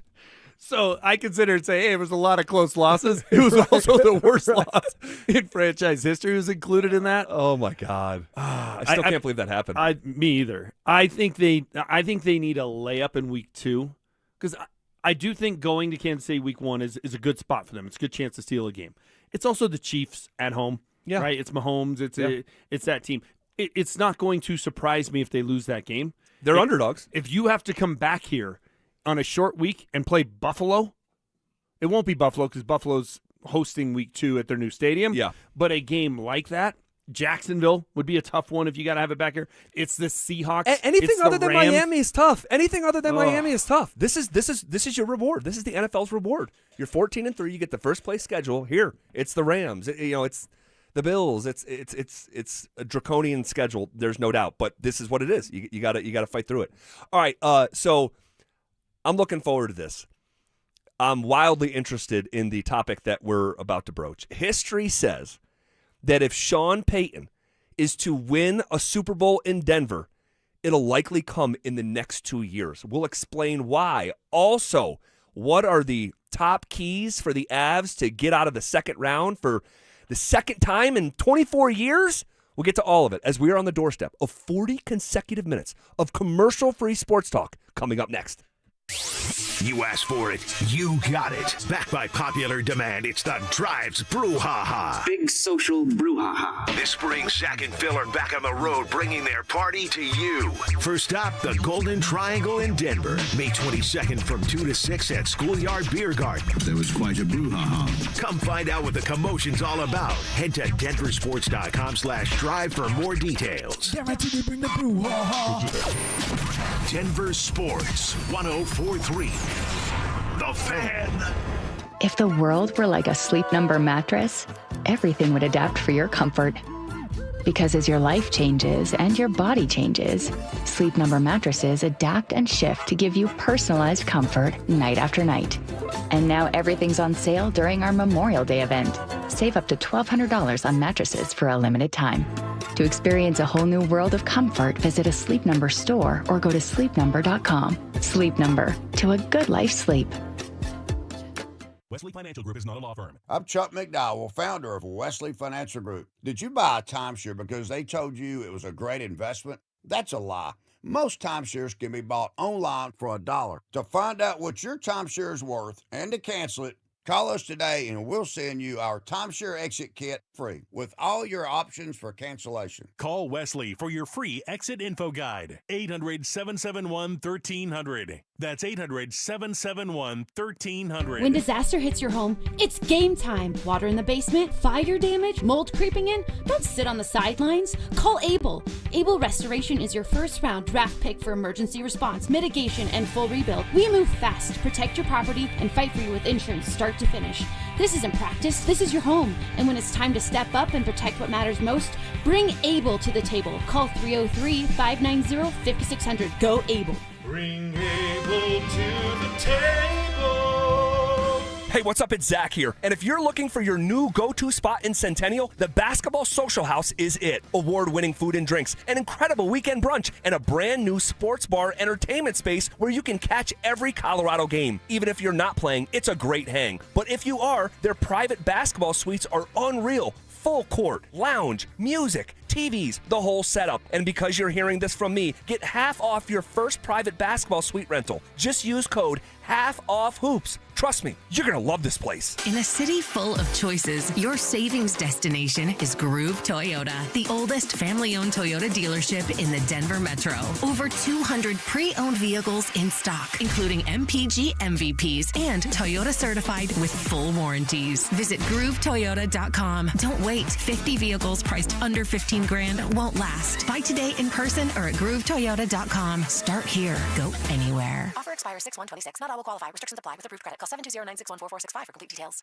Spring is here, but if you're feeling exhausted with no energy and no sex drive, it may be time to head to Low T Center. 1 in 4 men has low testosterone. At Low T Center, you can book a free testosterone test and see if you qualify for TRT customized to your body by expert providers. Choose self-pay or insurance. You can even have your treatment shipped to your door. Low T Center's got the highest quality testosterone, and their providers tailor it to you, so you know it's effective. Put the spring back in your step. Head to lowtcenter.com. That's lowtcenter.com to book your TRT appointment today. The right financial strategies can make a huge difference, especially if you're nearing retirement. Adam Mueller talks retirement strategies with Mile High Money. Saturday mornings at 8 on Denver Sports 104.3 The Fan. Hey, Broncos country, I'm Terrell Davis, and I'm here with Donnie, owner of the Fitness Gallery. There is nothing more important than your health. That's why I made the smart move to invest in fitness equipment with Fitness Gallery. It's a game changer. Work out on your schedule from the privacy of your own home. I have a true treadmill at home. It's the smoothest and quietest I've ever been on. If you're ready to make fitness fit your schedule, don't wait. Secure pre-tariff pricing today. You never regret buying quality. Visit Colorado's largest fitness store, Fitness Gallery, and get started on your goals today. Max HELOC can lower your bill significantly. Borrow $250,000 and have a payment option as low as $495 a month. We make it easy to save. Call now for a no-risk, no-obligation quote. U.S. Mortgages 303 low rate. All loans subject to approval and change. License number 392126. Patrick was way behind on his IRS taxes. I was in way over my head. The total amount ended up being somewhere just over $30,000. $30,000. Then the IRS came to collect. Started getting letter after letter. A lien had been filed against me. They were going to basically hang me completely out to dry. He had to do something. That's when I reached out to Optima Tax Relief. Patrick's life quickly got a lot easier. It was very easy, pretty much hands off. They picked up the ball and ran with it. And how'd it go? I couldn't believe it. I had to ask 2 or 3 times. I saved an incredible amount of money. How does Patrick feel about Optima? Couldn't be happier. They definitely helped me. Optima Tax Relief, the best place to call. They're the best in the business. Do what Patrick did and call Optima Tax Relief for a free consultation. Call 800-343-6460. 800-343-6460. 800-343-6460. Optima Tax Relief. Testimonial from an actual client. Some restrictions apply. For complete details, please visit OptimaTaxRelief.com. Questions about youth or high school sports? Positive Coaching Alliance can help. PCA, a national nonprofit organization, develops better athletes and better people through youth and high school sports. Info at positivecoach.org. Stream Stokely and Evans with Mark Schlereth, Dover and Cecil, The Drive, and all your favorite shows on the Denver Sports 104.3 The Fan app. Powered by Advanced Tax Solutions. Denver Sports 104.3 The Fan. You're listening to The Drive with Zach By and Phillip Lindsay on Denver Sports 104.3 The Fan.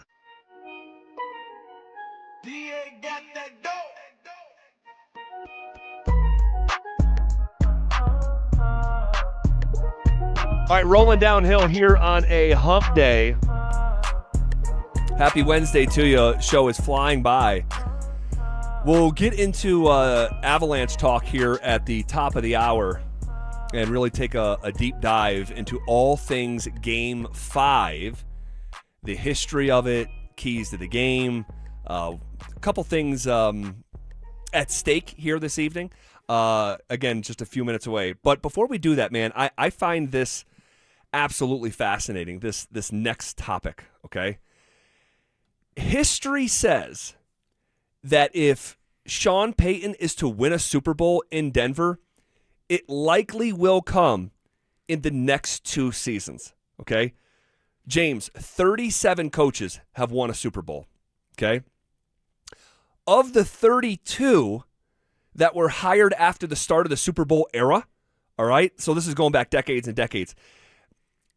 88 88% of coaches are in their first 5 years when they win a Super Bowl. It's actually such an outlier to find guys like Andy Reid, who, for example, won his first Super Bowl with Kansas City in year 7. That is very much the exception and not the rule. Going back to literally Vince Lombardi in Super Bowl I was in his first 5 seasons. Weeb Eubank, coach of the Jets, Super Bowl III, first 5 seasons. Hank Stram, winner of Super Bowl IV, first 5 seasons. Don McCaffrey, first 5 seasons. Don Shula, first 5 seasons. Tom Flores, first 5 seasons with the Raiders. Bill Walsh with the Niners, won it in his first 5 seasons. Joe Gibbs, Mike Ditka, Bill Parcells, George Seifert, Jimmy Johnson, Barry Switzer, all won a Super Bowl in their first 5 seasons with the team. Mike Holmgren, Mike Shanahan. Actually, when did Shanahan get the job? Do you remember as the head coach? 95. Okay, there you go. So he was in his 3rd season when they won the Super Bowl. Brian Billick, Bill Belichick, John Gruden, Tony Dungy, Tom Coughlin, Mike Tomlin, Sean Payton in his 4th season with the Saints, Mike McCarthy, John Harbaugh, Pete Carroll, Gary Kubiak, Doug Peterson, Bruce Arians, Sean McVay, all won the Super Bowl in their first 5 seasons. It is actually really unusual to find guys like John Madden, who won a Super Bowl in his 8th season, Chuck Noll in his 6th season.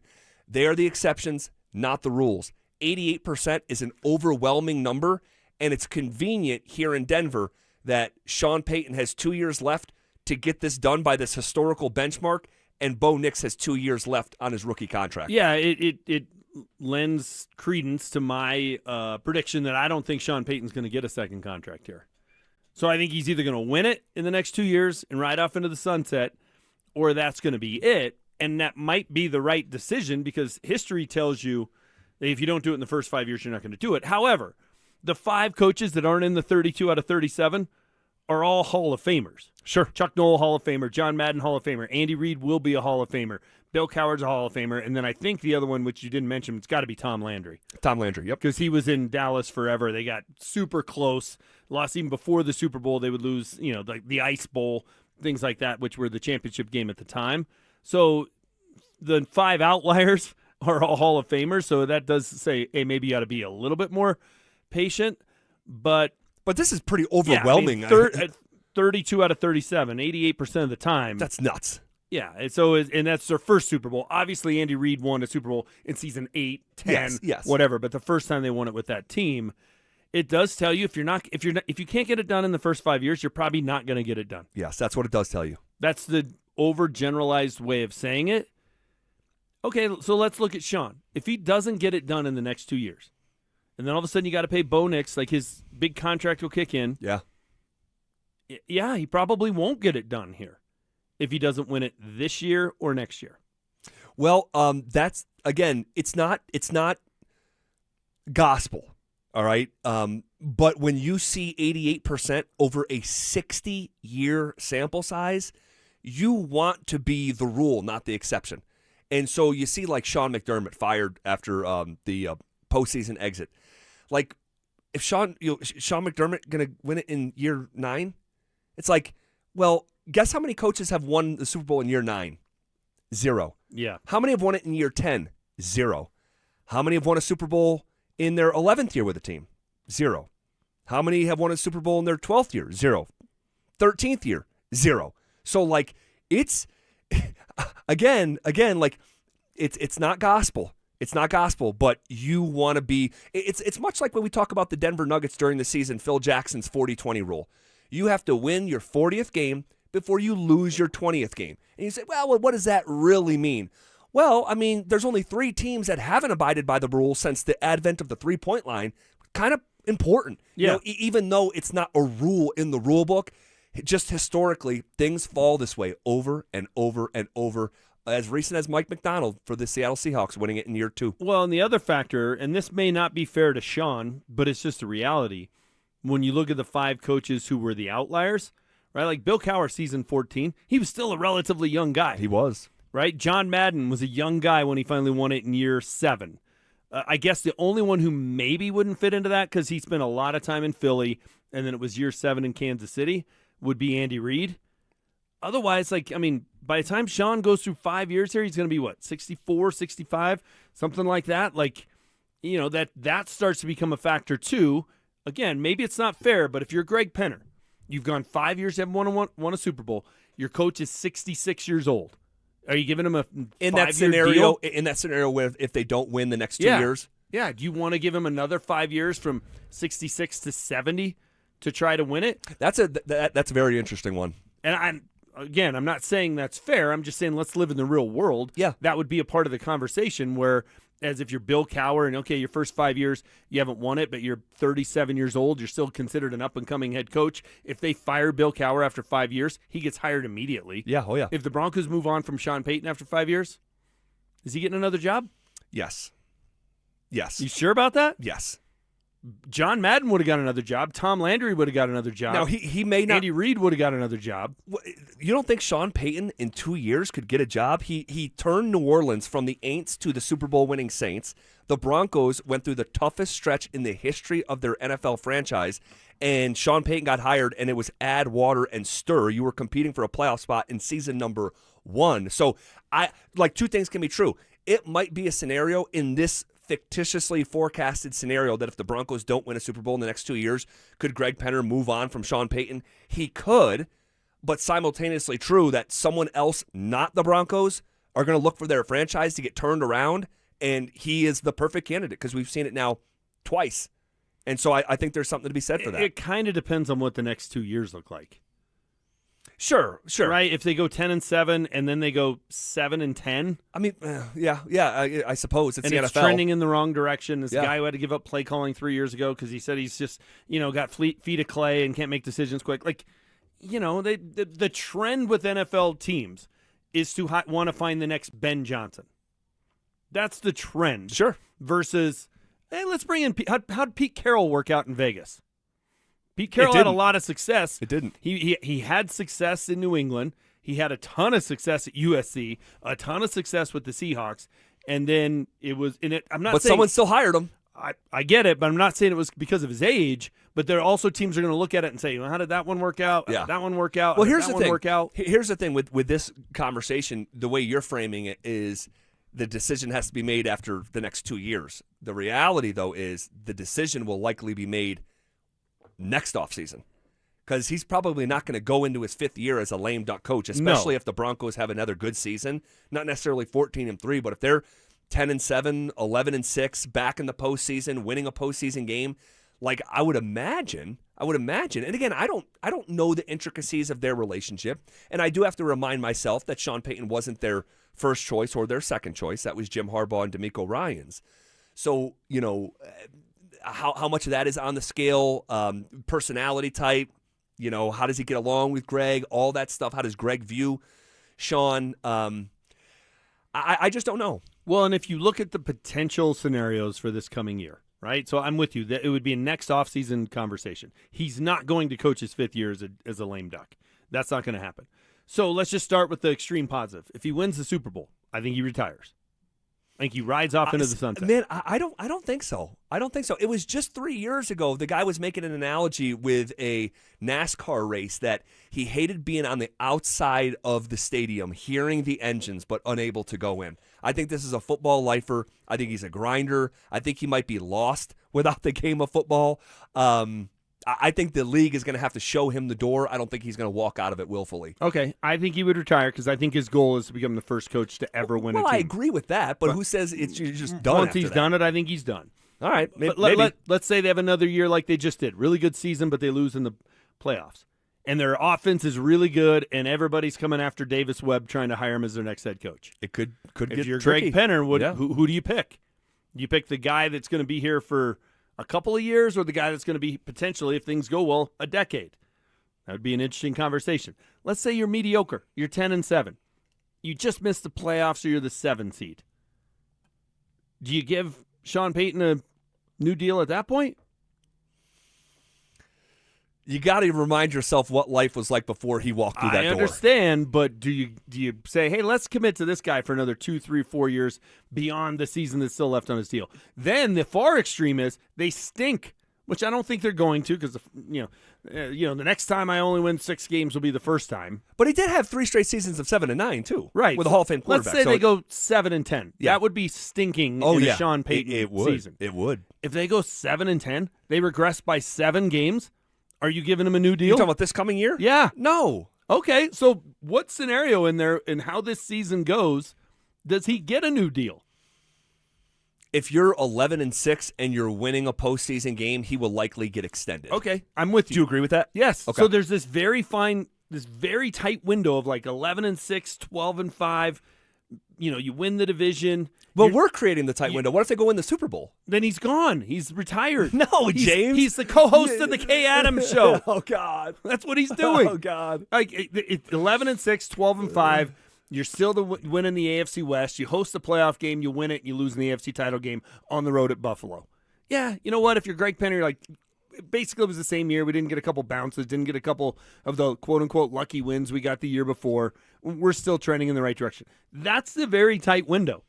10 or less, I don't think you bring him back. 13 or more, they're probably winning the Super Bowl or going to the Super Bowl. He ain't coming back. There's massive assumptions here. No, there's not. Yes, there is. No, there are way more scenarios where he's gone after this year than he's back. Way more, maybe more. I don't know about way more, but these assumptions that, he's going to lead, like, I just don't see Sean like that. But at the end of the day, you or I don't really know Sean Payton.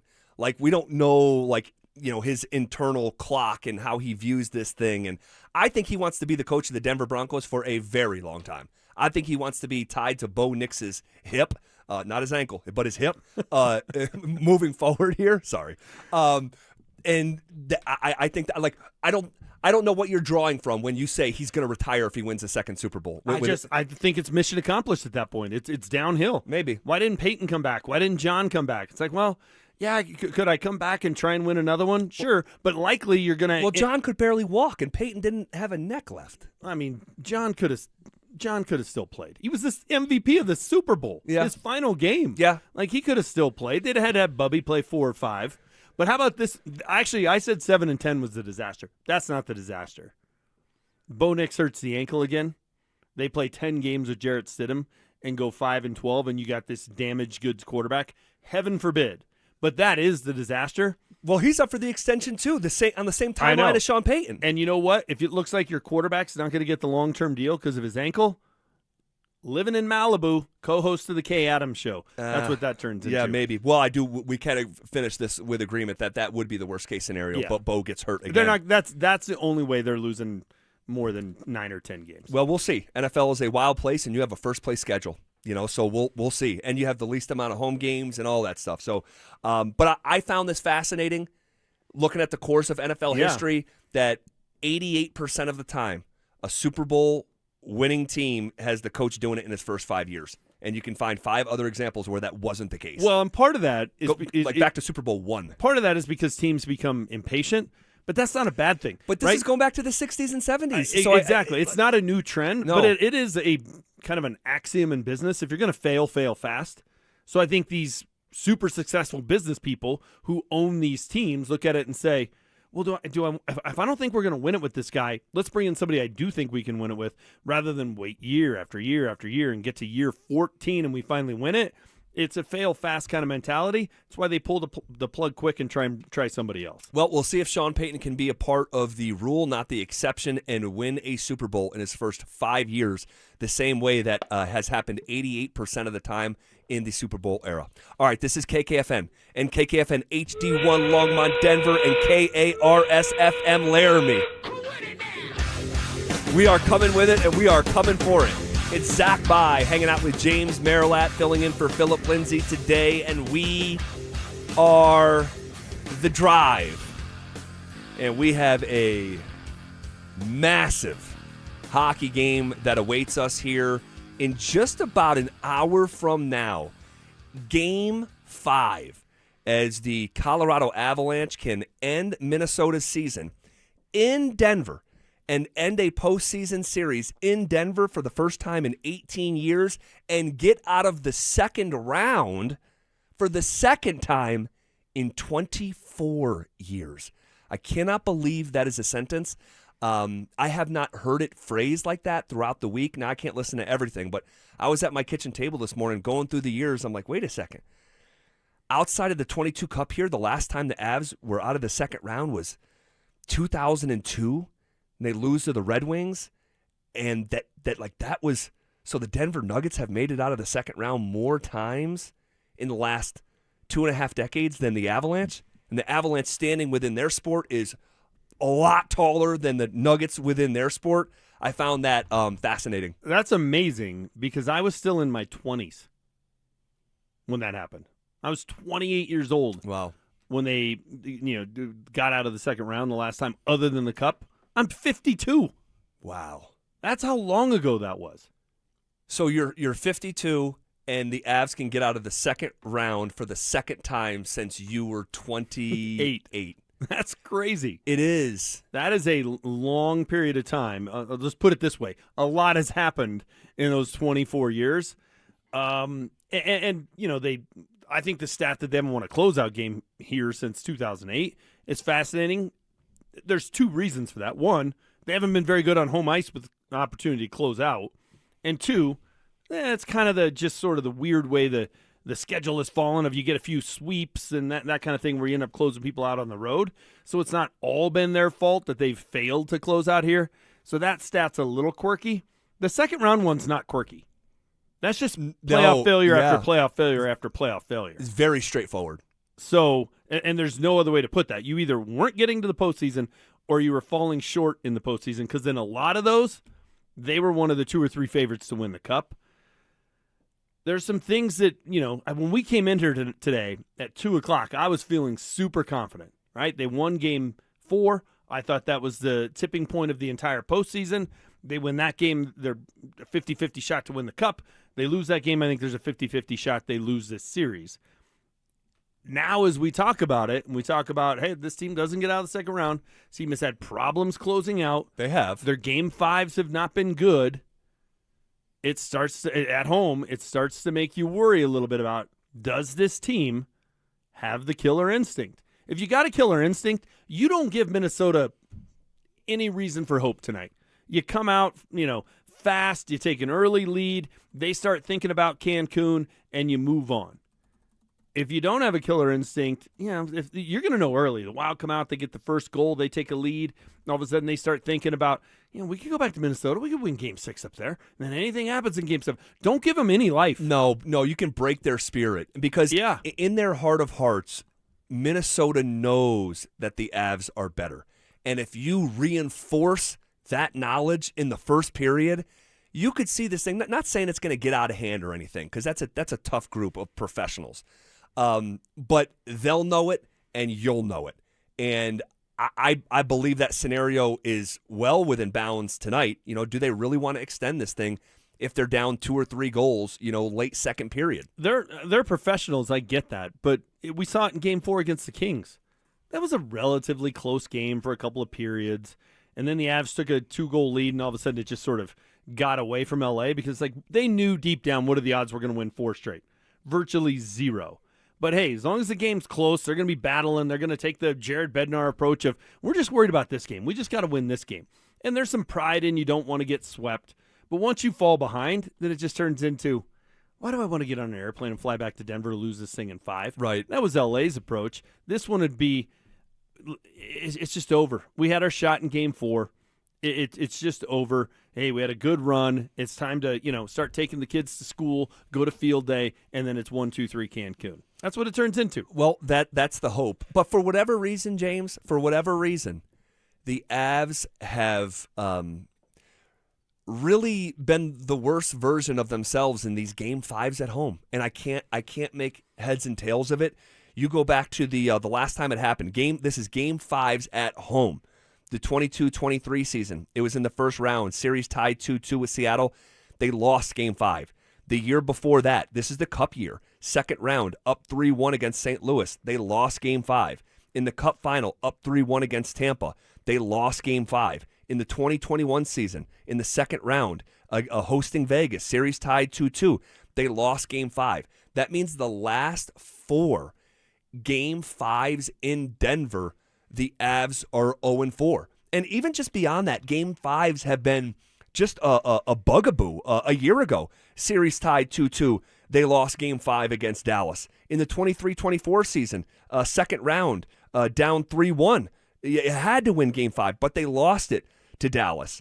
God, you can go back to the 18-19 season in the second round, tied 2-2 with San Jose. They lost Game 5. So Game 5s, for whatever reason, obviously I just went over 0-4 at home since 2021 in Game 5s, but even just in general, beyond playing home or away, Game 5s have been a bit of a bugaboo for the Avs. Yeah, and that part of it's weird. I kind of put that in the same category as the stat that they haven't had a closeout game. Kind of quirky? Kind of quirky. Yeah, I agree. But the fact that the last 4 times they've had a Game 5 at home, it's similar situation, right? They're the favorite. They got home ice in the series. Yeah. 2 of the 4 times they were up 3-1, chance to close it out. 2 of the 4 times it was 2-2, and that's the biggest game of the series. I mean, obviously Game 7, but like typically speaking, whoever wins Game 5 in a 2-2 series, like Vegas won last night, right? They're the prohibitive favorite to now be in the Western Conference Final out of that series. 83% of the time. When Right. Yeah. So huge games, either killer instinct, put them away, let's get some rest, or we have to have this game because this is probably going to determine who wins the series, and they couldn't get it done. Those 4 games are what really have me concerned about tonight, because it speaks to a potential lack of killer instinct and lack of being ready for the big moment. And I get it. They won the Cup. They went down to St. Louis and won Game 6 after blowing Game 5. They went down to Tampa, won Game 6, hoisted a cup on the road after blowing Game 5. So it's weird to say about a team that's won a championship. But, Zach, when they've had way more failures than they've had successes, you got to start asking questions about why. Right? Are they not ready to go? Are they overlooking their opponent? Did they think, hey, we're at home, it's going to be easier than it really is going to be? And they're playing teams, this is the playoffs, they're playing teams that are desperate. We saw in Game 3 that it couldn't match the desperation that Minnesota had. Yeah, but I think there's human element stuff in there that I'm willing, because it's their only playoff loss, to chalk it up to that. Like would you have liked a greater killer instinct? Yeah, but at the same time, like I in some ways I understand it. I don't want to, but in some ways I do. Like I do too, but I have all this other evidence. I have these 4 Game 5s that you've just read off. Well, it's even more problematic when they get to Game 7s. Because this is and again, I don't think they're even going to play in a Game 7. I really don't. I think they have a better chance of sweeping anyone else in front of them than go to a Game 7. But they've lost 7 straight of those. Longest losing Game 7 streak in all of sports, by the way. Okay, so you've lost 7 straight Game 7s. That feels impossible. You've got these 4 Game 5s where you've failed to take care of business on home ice. I mean, those are some disturbing trends, and a lot of those losses, a lot of those games are with Nate and with Kale and with Gabe. What are you saying? And with Bedsy. What are you saying? I'm just saying, at some point, they're the problem. I mean, great players, but it's like Jerry West, right? Like, I don't know if you watched the new documentary on him. I haven't watched the logo yet, but I know his history. It's amazing. A lot of his history, I should say. I don't know all of it, obviously. Or Wilt. Wilt's another one, right? Yeah. Where, gosh, they were there all the time. All the time. He ended up with 2. Close, and they, they agonized over all those losses that they had. Not that Jerry West's teammates didn't have something to do with it, and not the fact that he was playing against those great Celtics teams. Same with Wilt. Yeah, didn't have a lot to do with it. But at some point, you're talking about a guy who was Finals MVP on the losing team. Like, he was doing his part. He was running up against a juggernaut. But at some point, it's also partially on them. Yeah. So it's partially on Bedsy. So hold on a second. So what is your concern level coming into tonight? 1 out of 10 then? Because we were doing the show on Tuesday, and I think you were a 9. I was a 9. Where are you today out of 10? I'm a 6. I wake up at a 6. But I came in here in a really good mood. I was like a 3. What happened? You. What? You have all these stats. No, I'm passing along historical data. These are facts. I'm teasing. I came in feeling pretty darn good. And I still feel good. I still feel good. I don't feel as good as I did at 2 o'clock. Because that's a lot of history that you just can't ignore it. And again, I don't really care about even the 0-7 in Game 7s. Well, how many of those were before this group? Some. I mean, they had a Game 7 loss in 25. They had a Game 7 loss in 23 to Seattle. They had a Game 7 loss in Dallas in 2020. They had a Game 7 loss in 19 against San Jose. So quite a bit has been with this group. So 4 of them at least. Yeah. Those 4 I care about. If you're going all the way back to when the Wild and Manny Fernandez beat them, doesn't really matter. If you're going all the way back to when Patrick Waugh gave up 7 goals in Game 7 to the Red Wings, doesn't really matter. I agree. But those 4 Game 7s do. That's failing to come through in the big moment. It's it's the Game 5's chance to put people away. I mean, in every other sport, we have this question for people of, hey, Jim Kelly and the Bills, great teams, but they couldn't win the Super Bowl. Josh Allen these days. Josh Allen. Lamar Jackson. Yeah, now the Avs are a little bit different because they do have the one title. They do. And that's but that's a really big thing that they do have. But for right now, as we sit here right now, and this is going to change here in the next 6 weeks because I firmly believe the Avalanche are going to go win the Stanley Cup. But right now, the Avs are the hockey version of the 90s Braves, where you end up with one, but the talent says you probably should have had 3, maybe 4, and you're thankful that you got the one, but you should have more. That's kind of how I view these current Avs. And like I said, I do believe this is going to change by late June when we have a parade. But right now, because they've been among Cup favorites for nearly a decade now. So, again, you punch this ticket tonight, you go to the Western Finals for the second time in 24 years, and I think it reshapes a lot of these conversations. Agreed, but if this continues, it's a whole different conversation. If it continues. Because here's the other thing. We're all down on the Nuggets. Yes. And rightfully so. Rightfully so, yes. And I think the Nuggets have underachieved in the Nikola Jokic era. I think you're right on that. However, there are some excuses, and I'm going to call them excuses, not reasons. They're excuses for the Nuggets. Before the title, you had the Jamal injury. That's a pretty legit excuse. Since the title, it's the nature of the NBA. Like, you look at how the Western Conference has continued to evolve, right? Like, San Antonio wins the lottery and gets Wemby. Dylan Harper, right? He's a rookie, and he's averaging 15 points a game in the series. Right. It's the way Oklahoma City just stockpiled picks. Yep. SGA turns into a star. Like, it hasn't all been their fault. That you can't say that with the Avs. The Avs before the Cup, it wasn't like, yeah, but those were the 2 years they didn't have Nate. I mean, I guess afterward there was some time without Gabe. No Gabe, yeah. So that's part of it. But the NHL isn't built in the same way as the NBA, where Correct. it's a few teams. Yeah. You need 20 guys. They've been the prohibitive favorite almost every single year. Yeah. You can't say that about the Nuggets. No. We have Will Peterson from Ball Arena. Will, I'm extremely bullish on the Avs going into tonight's game, but there is some history. There is some history that's working against them. Game 5s at home, the Avalanche have lost 4 straight of those. Do you let any sort of that history that has to do with this group specifically, not ancient history, this group, does any of that bother you entering this evening?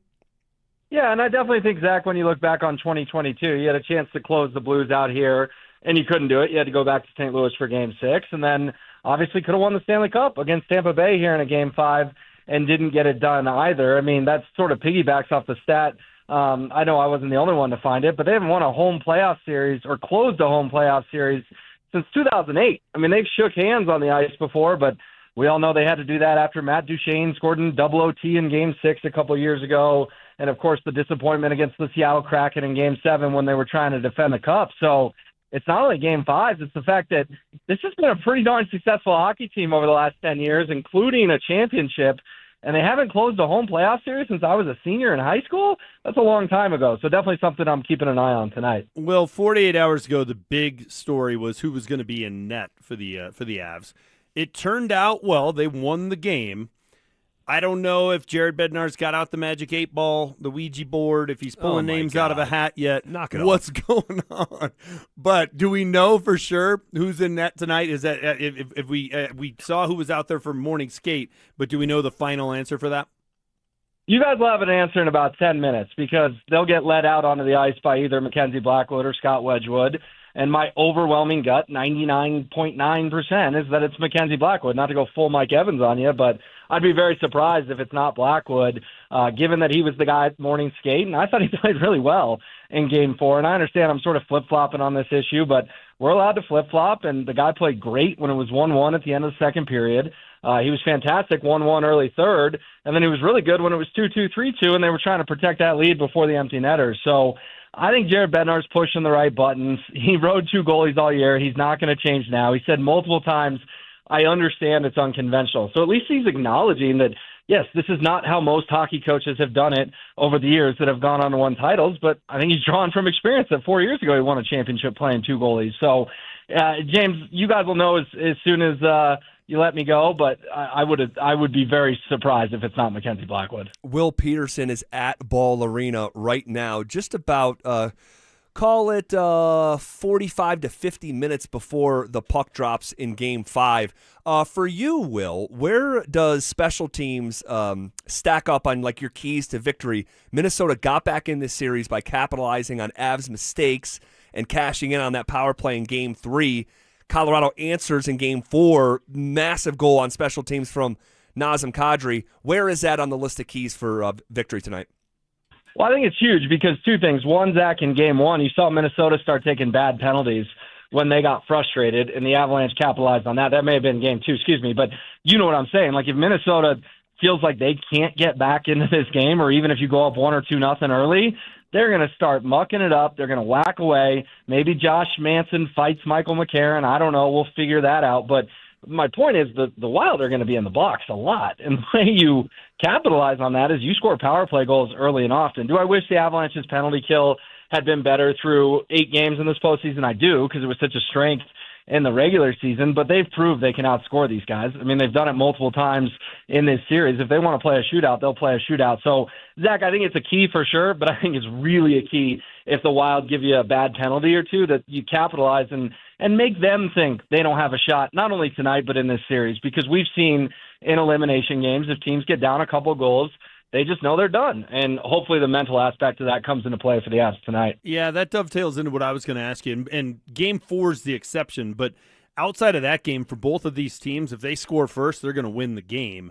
And I think, especially the team facing elimination, I think the first 20 minutes or however long it takes for the first team to get on the scoreboard is going to be the key to it. How important do you think it is for the Avs to score first tonight, get the momentum, the pom-poms start going, and perhaps the Wild start thinking about Cancun?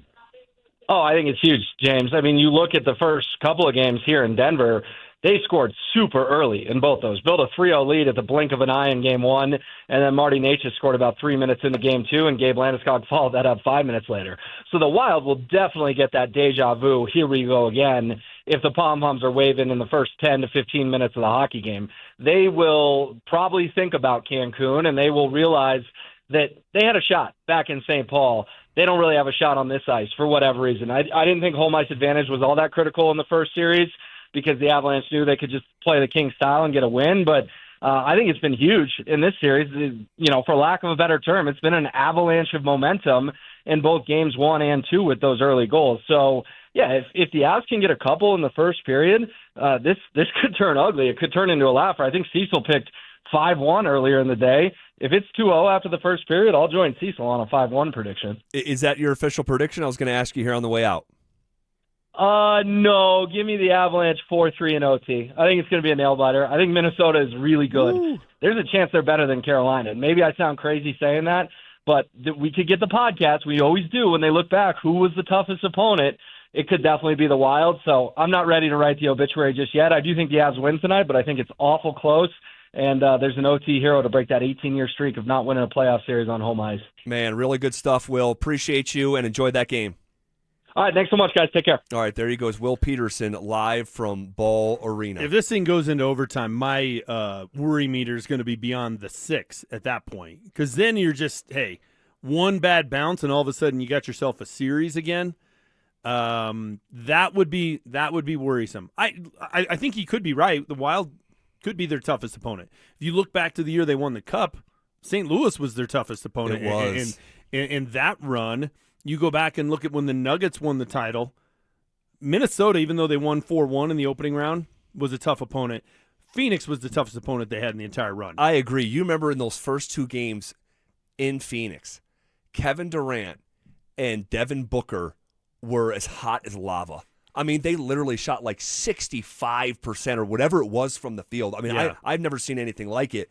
And they won both of those games, I want to say, right? It came back for a monumental Game 5 in Denver. That's when Chris Paul got hurt. That is when I remember there was a loose ball that Michael Porter Jr. dove head first at.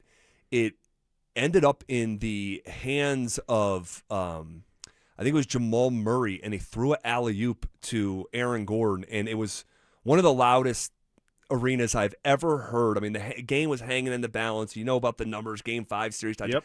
And that was legendary. But yeah, this is a big one, man. This is a big one. Yeah, for sure. I do think they're going to come out tonight. And maybe this is just wishful thinking, and it's me being hopeful. But surely they know the stats you've read off, too, of 0-7 in Game 7s, 0-4 in your last 4 Game 5s at home, and just realize, look, we can't be complacent at all. We have to be the desperate team because we're trying to avoid letting them back in this series and come out and just take care of business from the jump. I think we're going to know, look, we're on the air till almost puck drop. I think by the time you and I pull into our respective driveways, we're going to know how this thing's going to go. We shall see. All right, what is Jared Bednar saying ahead of a massive closeout game? And he was asked about some of that history. You'll hear his response next. Broncos country, the wait is over. This Thursday, join us for a special edition of Denver Sports Tonight with John Davis and Chad Andrus as we break down the full Broncos schedule release live. Primetime matchups, toughest stretches, playoff implications, and the games you circle the second they drop. Don't miss complete analysis, instant reaction, and everything you need to know about the Broncos' road ahead. Denver Sports 104.3. The Fan. This deer season, John Deere wants to give you the home field advantage. We're bringing you the best offers of the season, whether that's cash off on select new machines or a shot at the ultimate Major League Baseball prize package. Because right now, you can enter for a chance to win an MLB All-Star experience for you and 3 friends, complete with travel and lodging for All-Star Week this July. Deer season is going on now through June 3rd. Visit johndeere.com/deer season to enter and view the offers and complete contest rules. Major League Baseball trademarks used with permission.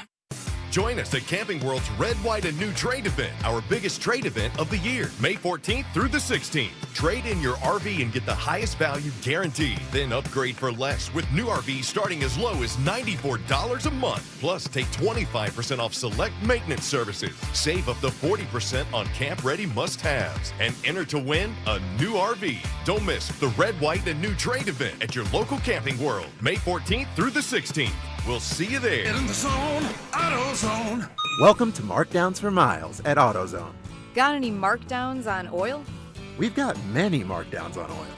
How about on that new STP Any Mileage? You'll save $5 when you buy 5 quarts of STP Any Mileage with an oil filter and get up to 5,000 miles of protection. Heck of a markdown for quite a lot of miles. At AutoZone. Get in the zone, AutoZone. Restrictions apply. Join us at Camping World's Red, White, and New Trade Event, our biggest trade event of the year, May 14th through the 16th. Trade in your RV and get the highest value guaranteed. Then upgrade for less with new RVs starting as low as $94 a month. Plus, take 25% off select maintenance services. Save up to 40% on camp-ready must-haves. And enter to win a new RV. Don't miss the Red, White, and New Trade Event at your local Camping World, May 14th through the 16th. We'll see you there. Hey, what's up, guys? It's Zach By here for 5280 Exteriors, your siding, windows, decking, and roofing specialist. During the month of May, 5280 Exteriors are offering you $1,000 off a new project. They also offer finance plans that come with no payments for 2 years. 5280 Exteriors is a locally owned company that has been in business for 20 years and knows the Colorado climate. They are a 2024 and 2025 James Hardy President's Club winner. 5280 Exteriors interiors, the altitude of quality. In a city full of choices, your savings destination is Groove Toyota, the oldest family-owned Toyota dealership in the Denver Metro. Over 300 new Toyota Tacomas, only $399 a month lease. Visit GrooveToyota.com. $399 a month Tacomas, built for the Rockies. Priced for you. Buy today in person or at GrooveToyota.com. Start here, go anywhere. Closed and leased for 36 months with $32.99 due at signing. Zero security deposit. Unapproved credit. Call 720-961-4465 for complete details. Offer expires 6/126. Imagine finding your dream home and moving in right away. No waiting to sell your old place first. Sounds perfect, right? That's exactly what Orchard's Move First, Sell Later program lets you do. Buy your new home now and sell the old one later. Here's how it works. Orchard gives you cash so you can buy and move into your new home first, on your timeline. No waiting, no showings, no double moves. Then the Orchard experts take it from there. They handle repairs on your old home for you so you attract the right buyers. Once they're done, a local Orchard agent lists and sells your home for top dollar. Orchard's Move First program gives you the freedom to buy and move into your new home first and sell your old home later. Buy before you sell and get top dollar for your home with Orchard. Ready to find out how much your home is worth? Visit Orchard.com to get your free home valuation. That's Orchard.com. Any jewelry store can sell you a diamond. But there's only one family jeweler in Colorado that was literally built on them. In fact, we've sold more diamonds to more couples for more years than any other jeweler in Denver. I'm Steve Williams. I'm Dylan. And I'm Shayna Williams. That's why we built Williams Jewelers of Inglewood, an entire store totally dedicated to celebrating your love. All the world's top bridal designers, 10 times of certified loose diamonds. And Denver's true diamond experts, like me, who will share their knowledge and passion and how to get the most diamond for your money, guaranteed. So whether you're looking for the perfect diamond engagement ring, or that second diamond celebrating a love of many years, we have the perfect diamond for you. That's why every day more couples say will you with Williams, where Colorado shines. Williams Jewelers, we can make diamonds a part of your life. Williams Jewelers, the official jeweler of the Colorado Avalanche. Getting a little older doesn't have to mean, well, getting older. This is Jeff for the Rocky Mountain Men's Clinic, and if you're feeling low energy, can't sleep, can't lose weight, are struggling with brain fog, or your sex drive is off, it's time to change it up. At the Rocky Mountain Men's Clinic, our advanced medical strategies featuring TRT, GH peptides, NAD+, GLP-1s, PDA, and more treat low T and other hormonal issues to help you shed pounds, have more energy, enhance your body composition, improve sleep, increase your sex drive, and so much more, getting you back in the game again. So don't be older. Be stronger in the gym. Be sharper at work, be better in the bedroom, and be more confident in every part of your life. So call us today and find out how our advanced treatment strategies could change the game for you. Your first visit is just $99 and includes blood work and a medical consult. And if you start on one of our advanced treatment plans on the day of your appointment, your visit is free. Call 720-440-7900 or go to RockyMountainMen'sClinic.com. Featured therapies are compounded and have not been evaluated nor approved by the FDA. Provider prescription required. See website for details. You are listening to the Drives Playoff Pregame Show on Denver Sports 104.3 The Fan, Denver's playoff headquarters.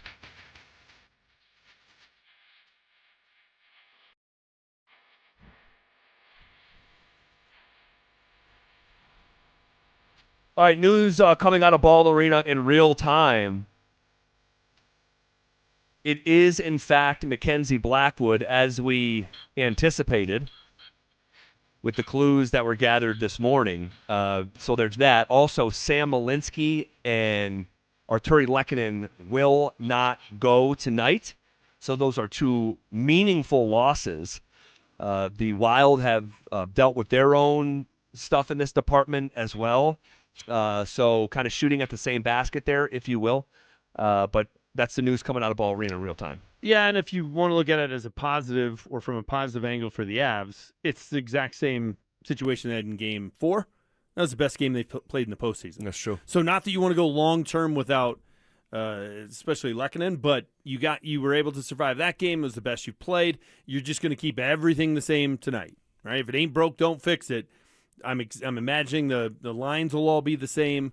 Jared Bednar can just, to use the Michael Malone thing, just roll out the basketballs. We're doing the same thing we did last game. All right. We'll get to some Jared Bednar quotes from earlier today here in just a second. But first, got to tell you, summer's calling. We're sending you to the lake in style.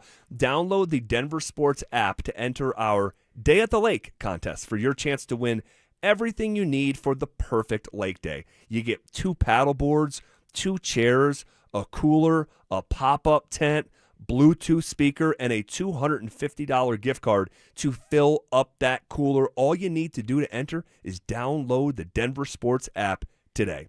All right.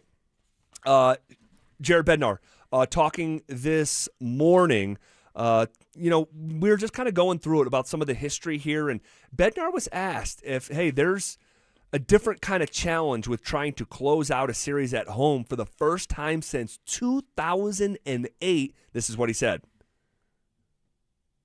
The challenge is keeping your focus on the things you need to, keep them on, right? Like, so I go back to the biggest one for me was it St. Louis at home in 2022, and guys are like, we're in a position to close out a series, and if you're not focused on the right things, okay, Tampa, same thing that year. If you're not focused on the right things, what you need to do to be successful in the moment, then your mind's going to wander at all this other distractions. Like right now, we're in the second round. It's game 5. Like there shouldn't be a lot of distractions. Our guys are thinking about what we have to do tonight, and that's exactly the way we want it. I can't imagine being in that position, and I'm really thinking back to Game 5 in the Stanley Cup Finals in 2022. Like, you want to be focused on the game because that's the most important thing, but you're in your hometown where you live. The party is going to go all night. The wives, the girlfriends, the kids, the family members, the tickets in the arena. What's the plan after the game? Where are we going? The parade plans, all of that stuff. And I've mentioned it a couple times this week. I remember sitting there with Stokely in Game 5 in 2022, watching the most bizarre sporting event I have ever seen, because you had 19,000 people waiting to explode for a party that never even resembled one that was starting. And it was almost eerie. And you're talking about flat. It was Game 3 here on Saturday night, but like the volume all the way up to 11 because you're in a closeout game to win the cup. We're thinking about like watching the cup being skated around Ball Arena. And maybe some of those guys were thinking of that moment too. Who's getting the cup after, after Gabe? Who's getting, like, all that stuff. I hope they can find a way to, and I know tonight isn't that, but you have to find a way to compartmentalize. It's worrisome, though, that that's the answer Jared Bednar gave. I'm not saying he's wrong. I think he's probably right, of you're not focused on the right things. You start, in the case of the St. Louis series, you're thinking ahead. Right? Like, hey, do we get a little rest? What's going on in the other series? We saw this in the second year the Broncos won the Super Bowl. They were all watching the NFC title game up on the scoreboard before they played the Jets because it was the Vikings who were 15-1 with Randall Cunningham and Randy Moss and that team playing the Falcons, who were this upstart team. They're all watching that, and then they came out and were down 10-0 at halftime in that game. Because they were worried about that. You would think it's the AFC title game. You're going to the Super Bowl if you win, and they were worried about something else. They were looking ahead. They were, it doesn't take much of your focus being off for the other team to pounce on that. But it does concern me that this is the same group, and they took their eye off the ball against St. Louis, and then a month later did it with the Stanley Cup in the building. But I guarantee you, I would be shocked, Zach, if every guy on that team didn't know exactly where they were going that night after they win. Oh, yeah. They all had a plan. Yeah, definitely. They all knew what they were doing. They Definitely. weren't going to wing that. They weren't just going to be like, oh, guys, hey, fellas, we won it. What should we go do tonight? There was a plan in place, and I understand why they would have it. Oh, yeah, it's human nature stuff. But it just takes the slightest little bit that you're off, worries me about tonight. The other part that worries me about it, you can explain being up 3-1 and taking your eye off the ball. The other 2 losses, it was 2-2. That was the series, right? Like, you win that game, maybe against the Kraken, you can say, we can still beat these guys. And they did. They won Game 6. We got them back home in Game 7. We got them. Didn't turn out. They lost Game 7. Right. But that Vegas series, that game, Game 5 was the series. It was. You don't want to go to Vegas down down 2-3 in that series. And they had been up 2-0 in the series. And they still weren't ready for it. So I'm not trying to be panicky. I'm not going to change my pick necessarily. I'm not going to say, hey, I came in here feeling great, now I'm super worried. But that's not a great answer from Jared Bednar to make you feel good. Well, it's truthful. I'll say this. I've picked every game right so far in this postseason. Okay. So we're going to make our predictions. A bold prediction within the game, and then a final score, and your top keys to the game is all next. Summer is calling, and we're sending you to the lake in style. Download the Denver Sports app to enter our Day at the Lake contest for your chance to win everything you need for that perfect lake day. You get 2 paddle boards, 2 chairs, a cooler, pop-up tent, and Bluetooth speaker. Oh, and did we mention you also get a $250 gift card to fill up that cooler?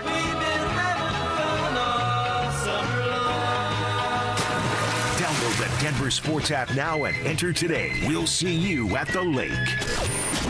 Denver Sports 104.3. The Fan. Hey guys, your boy Stink here. Are you considering GLP-1 injections for weight loss? Before you start, ask yourself this. Are you prepared to spend $3,000 to $5,000 per year and stay on the medication long-term to maintain the results? Many prescription weight loss injections require weekly shots, and when the medication is stopped, weight regain is common. And here's something most people don't realize. Research shows a significant portion of weight loss can come from muscle, which may slow your metabolism and make keeping weight off even harder. At Colorado Fat Loss, they take a different approach. Their doctor-developed program helps men and women lose 20 to 40 pounds in just 60 days safely and naturally. No injections, no synthetic hormones, no long-term dependence. Instead, they use real food to reset your metabolism, control hunger and cravings naturally, and help your body burn fat, not muscle. Right now, you can schedule a free phone consultation to see if the program is right for you. Go to ColoradoFatLoss.com. That's ColoradoFatLoss.com. Results may vary. Are you looking for the perfect engagement ring? Hi, I'm Scott Matthew with Matthew's Fine Watches and Jewelry. We have a great selection to choose from. If you're looking for that one-of-a-kind custom ring, our associates will take the time with you to design that ring that she will love, and her friends will go crazy over. At Matthews, when you purchase your ring and Centerstone, you'll receive 20% off your wedding bands. Make the right choice. Come to Matthews and save. Matthews Fine Watches and Jewelry, located in the Highlands Ranch Town Center or online at MatthewsFineWatches.com.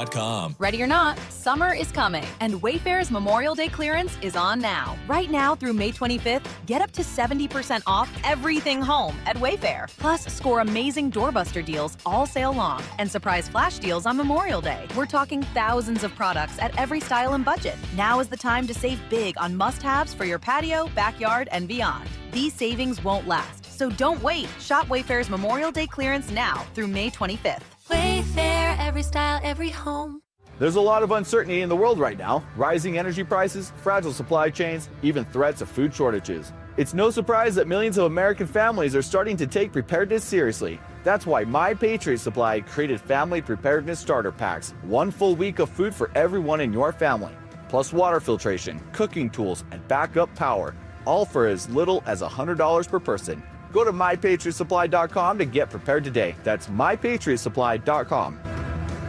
Dan Jacobs with the tale of 2 cousins. They were both in the same accident. One cousin said she didn't need a lawyer. And when the insurance company offered her $3,000 and said they would pay all of her medical bills, that cousin was very upset because she cashed that check. And when the medical bills kept coming in, the insurance company was long gone. The other cousin called 303-LAW-4040. She was offered $30,000. And when we said no way, the judge used scare tactics trying to get her to accept the lowball offer. That's where a lot of lawyers will try and get their clients to cave in, but not us. We said that's fine. We'll tell her story to a jury. Before we could even get up and walk out of the room, that case settled for $1.1 million.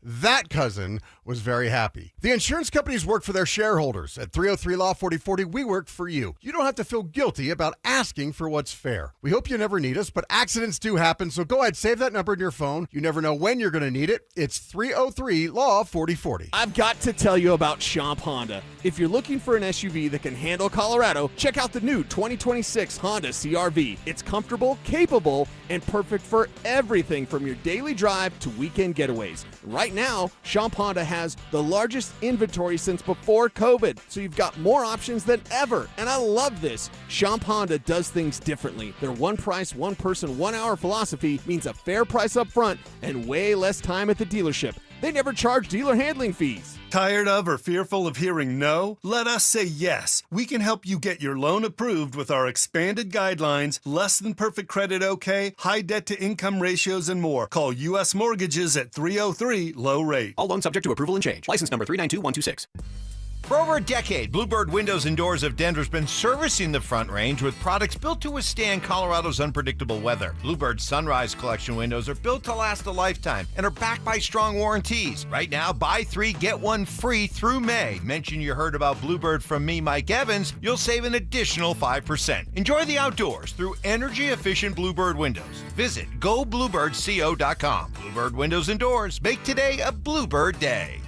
Are you one of those people who dread going to the dentist? If so, have you tried sedation dentistry? Learn more about sedation dentistry at coloradosedation.com. Sit back, relax, and dream with the most experienced sedation dentist and staff at Clarkson Dental. One real Broncos talk. Cecil Lemmy and Andrew Mason bring the heat on Orange and Blue Today. The most passionate intelligence and in-depth Broncos coverage in the game. Weekdays at 5 p.m. on the Denver Sports 104.3 The Fan YouTube channel. Hit subscribe at Denver Sports 104.3 and never miss another take. Orange and Blue Today, powered by Ramos Law, official injury law firm partner of the Denver Broncos. Denver Sports 104.3 The Fan. You're listening to The Drive's playoff pregame show on Denver Sports 104.3 The Fan, Denver's playoff headquarters.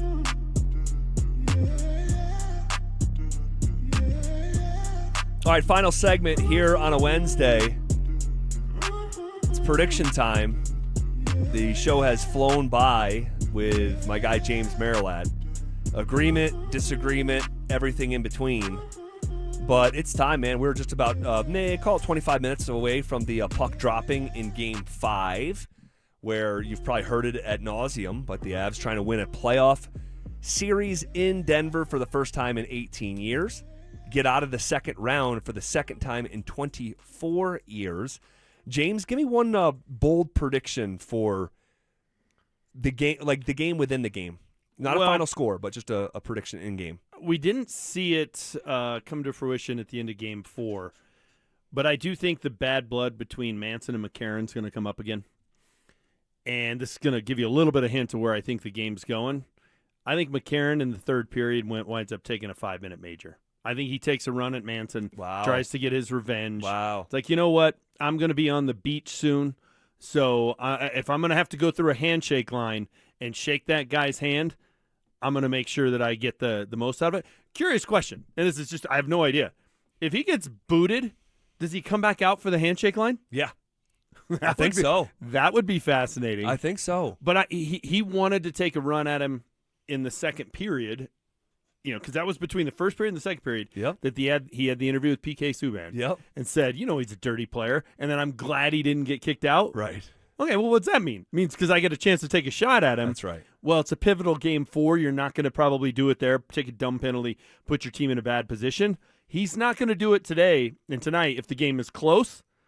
But if it turns into, okay, there's 10 minutes to go, we're down multiple goals, he's taking his shot at Josh Manson. Wow, that would be interesting. And I don't rule out guys dropping the gloves in this one either. I know we talked a little bit about that yesterday. But whether it's Manson or Gabe, I could absolutely see it tonight, even if it's not out of hand. We've seen it sort of bubble, and but it hasn't. That bubble hasn't burst. I think it very well could happen tonight. I'll go with. So what was my prediction last time? It was Brock Nelson scores a goal. Yeah, and technically we're right. The bet cashed.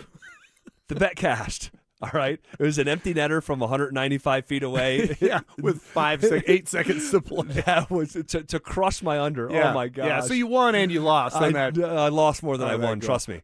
I'll go with Marty Netchus doesn't have just one, but he'll have 2 goals tonight. Ooh. 1 even strength goal, 1 on the power play. Okay. Special teams is massive in this matchup, and you look back to Game 3. That's how Minnesota got back in this series, is capitalizing on Avalanche mistakes. The Avs tie the game at 1-1 in Game 4 off a Nazem Kadri power play goal. I think it's massive. And the Avs, it's actually been it's kind of flown under the radar because they've been so dominant here in this postseason, but they have been one of the worst penalty kill teams in the NHL playoffs. Coming into the evening, 12th out of 16 teams that have been in the postseason after being number 1 in the NHL through the regular season. All right, so you're looking at it of kind of some things you want to see them get right. Like the win's the most important thing. The handshake line's the most important thing. But along the way, if you can get some things right that you can carry over into the next round, carry over into the matchup with Vegas or Anaheim. I like this. That would be good. So clearly getting the penalty kill kind of dialed in a little bit. Netjes getting going would be good. You could put Val in that same category. It would not hurt to see Val get a goal tonight. This is a good take, yes. And just to be like, okay, if you can get him cooking for the Western Conference Final and for the Stanley Cup Final, that would help the cause a ton. You can beat L.A. with him not playing very well. It looks like they're going to be able to beat Minnesota without him playing particularly well. Maybe this team's good enough they're going to get 16 wins in the postseason with Val being a total no-show. But he's got 1 goal in 8 playoff games here. Yeah, so I would like to see him get going a little bit tonight. I'm being greedy, right? Again, you just want to see the win. I don't really care who scores. If it's Brock Nelson with another empty netter, fine, sign me up. But if I could just write it out and script it however I want, it would be get the win and correct some of these things that have been problematic. The penalty kill would be one.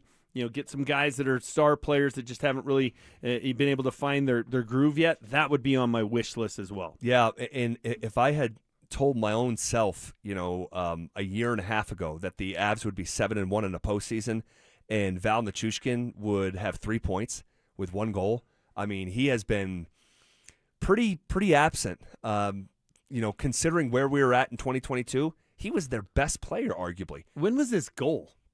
I think it was an empty netter. Was it the King series? Yeah.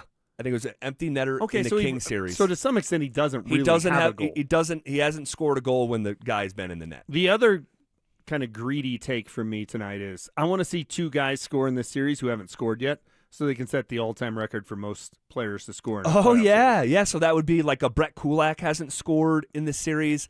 Josh Manson has not scored in this series. Val's at the top of the list. Well, he's got the 1. I thought that was in the King series. Oh, it was. Oh, you're saying in this series, self-contained. Okay. Yeah. Kivy hasn't scored. Brett Burns hasn't scored. So pretty deep dive at that point, though. Yeah. Like Val's the obvious kind of the prime suspect here. They could get him to tie the record, but how do they? Maybe they get the empty netter from Blackwood. That'd be the way to set the record. Oh my gosh, a full wow. By the way, 200. By the way, maybe just as concerning as a 1 goal for Val in the postseason, and it's an empty netter. Let me see if I have this right. Yeah, 10 total shots. Just non-existent in the postseason. Like for comparatively, like McKinnon has 27, Netjes 22, Kadri 24, Kale 23, 10 for Val. Okay, I don't expect him to have a number that's right there with McKinnon, Makar. I do expect him to have a number that's similar to Kadri. Like he should be in that same range. Yeah, I agree. And Kadri's got double. So that's a problem. I would really like to see Val kind of find it tonight and give us some hope of like, hey, that's the Val we remember from 3 years ago, 4 years ago. That would be huge. Yeah. So let's do some final score predictions. Go ahead. I think it's look. I think they're going to have a big lead, and that's why we're going to see things get a little out of hand late. I think in the final 8 to 10 minutes of this game, we're going to be holding our breath, saying, "God, just nobody get hurt, nobody get hurt, nobody get hurt." Because I think the Avs cruise tonight. I think they win 4-1. All right. I also believe that I don't know about cruise, but I think they'll be in control for the majority of this game. I think it's 4-2 into the closing moments, and an empty netter brings it to 5-2. Colorado has a handshake line in Denver for the first time in 18 years, gets out of the second round for the second time in 24 years, and we're putting our feet up for a couple days, waiting for the Western Conference Finals to get started. That would be nice. That would be nice. Just kind of relax the rest of the week, watch the other games, see who's going to be the opponent, and then get rested up, healed up, and geared up for that. Let's hope that's the case. We both got them winning by 3 tonight. All right. I really appreciate you sitting in here the last 3 days. Of course, it was a blast. It has been just that, a blast. All right, guys, thanks for being here with us. We'll be back tomorrow at 2 o'clock to break down whatever happens tonight. But for now, we step aside. It's Denver Sports Tonight coming up next.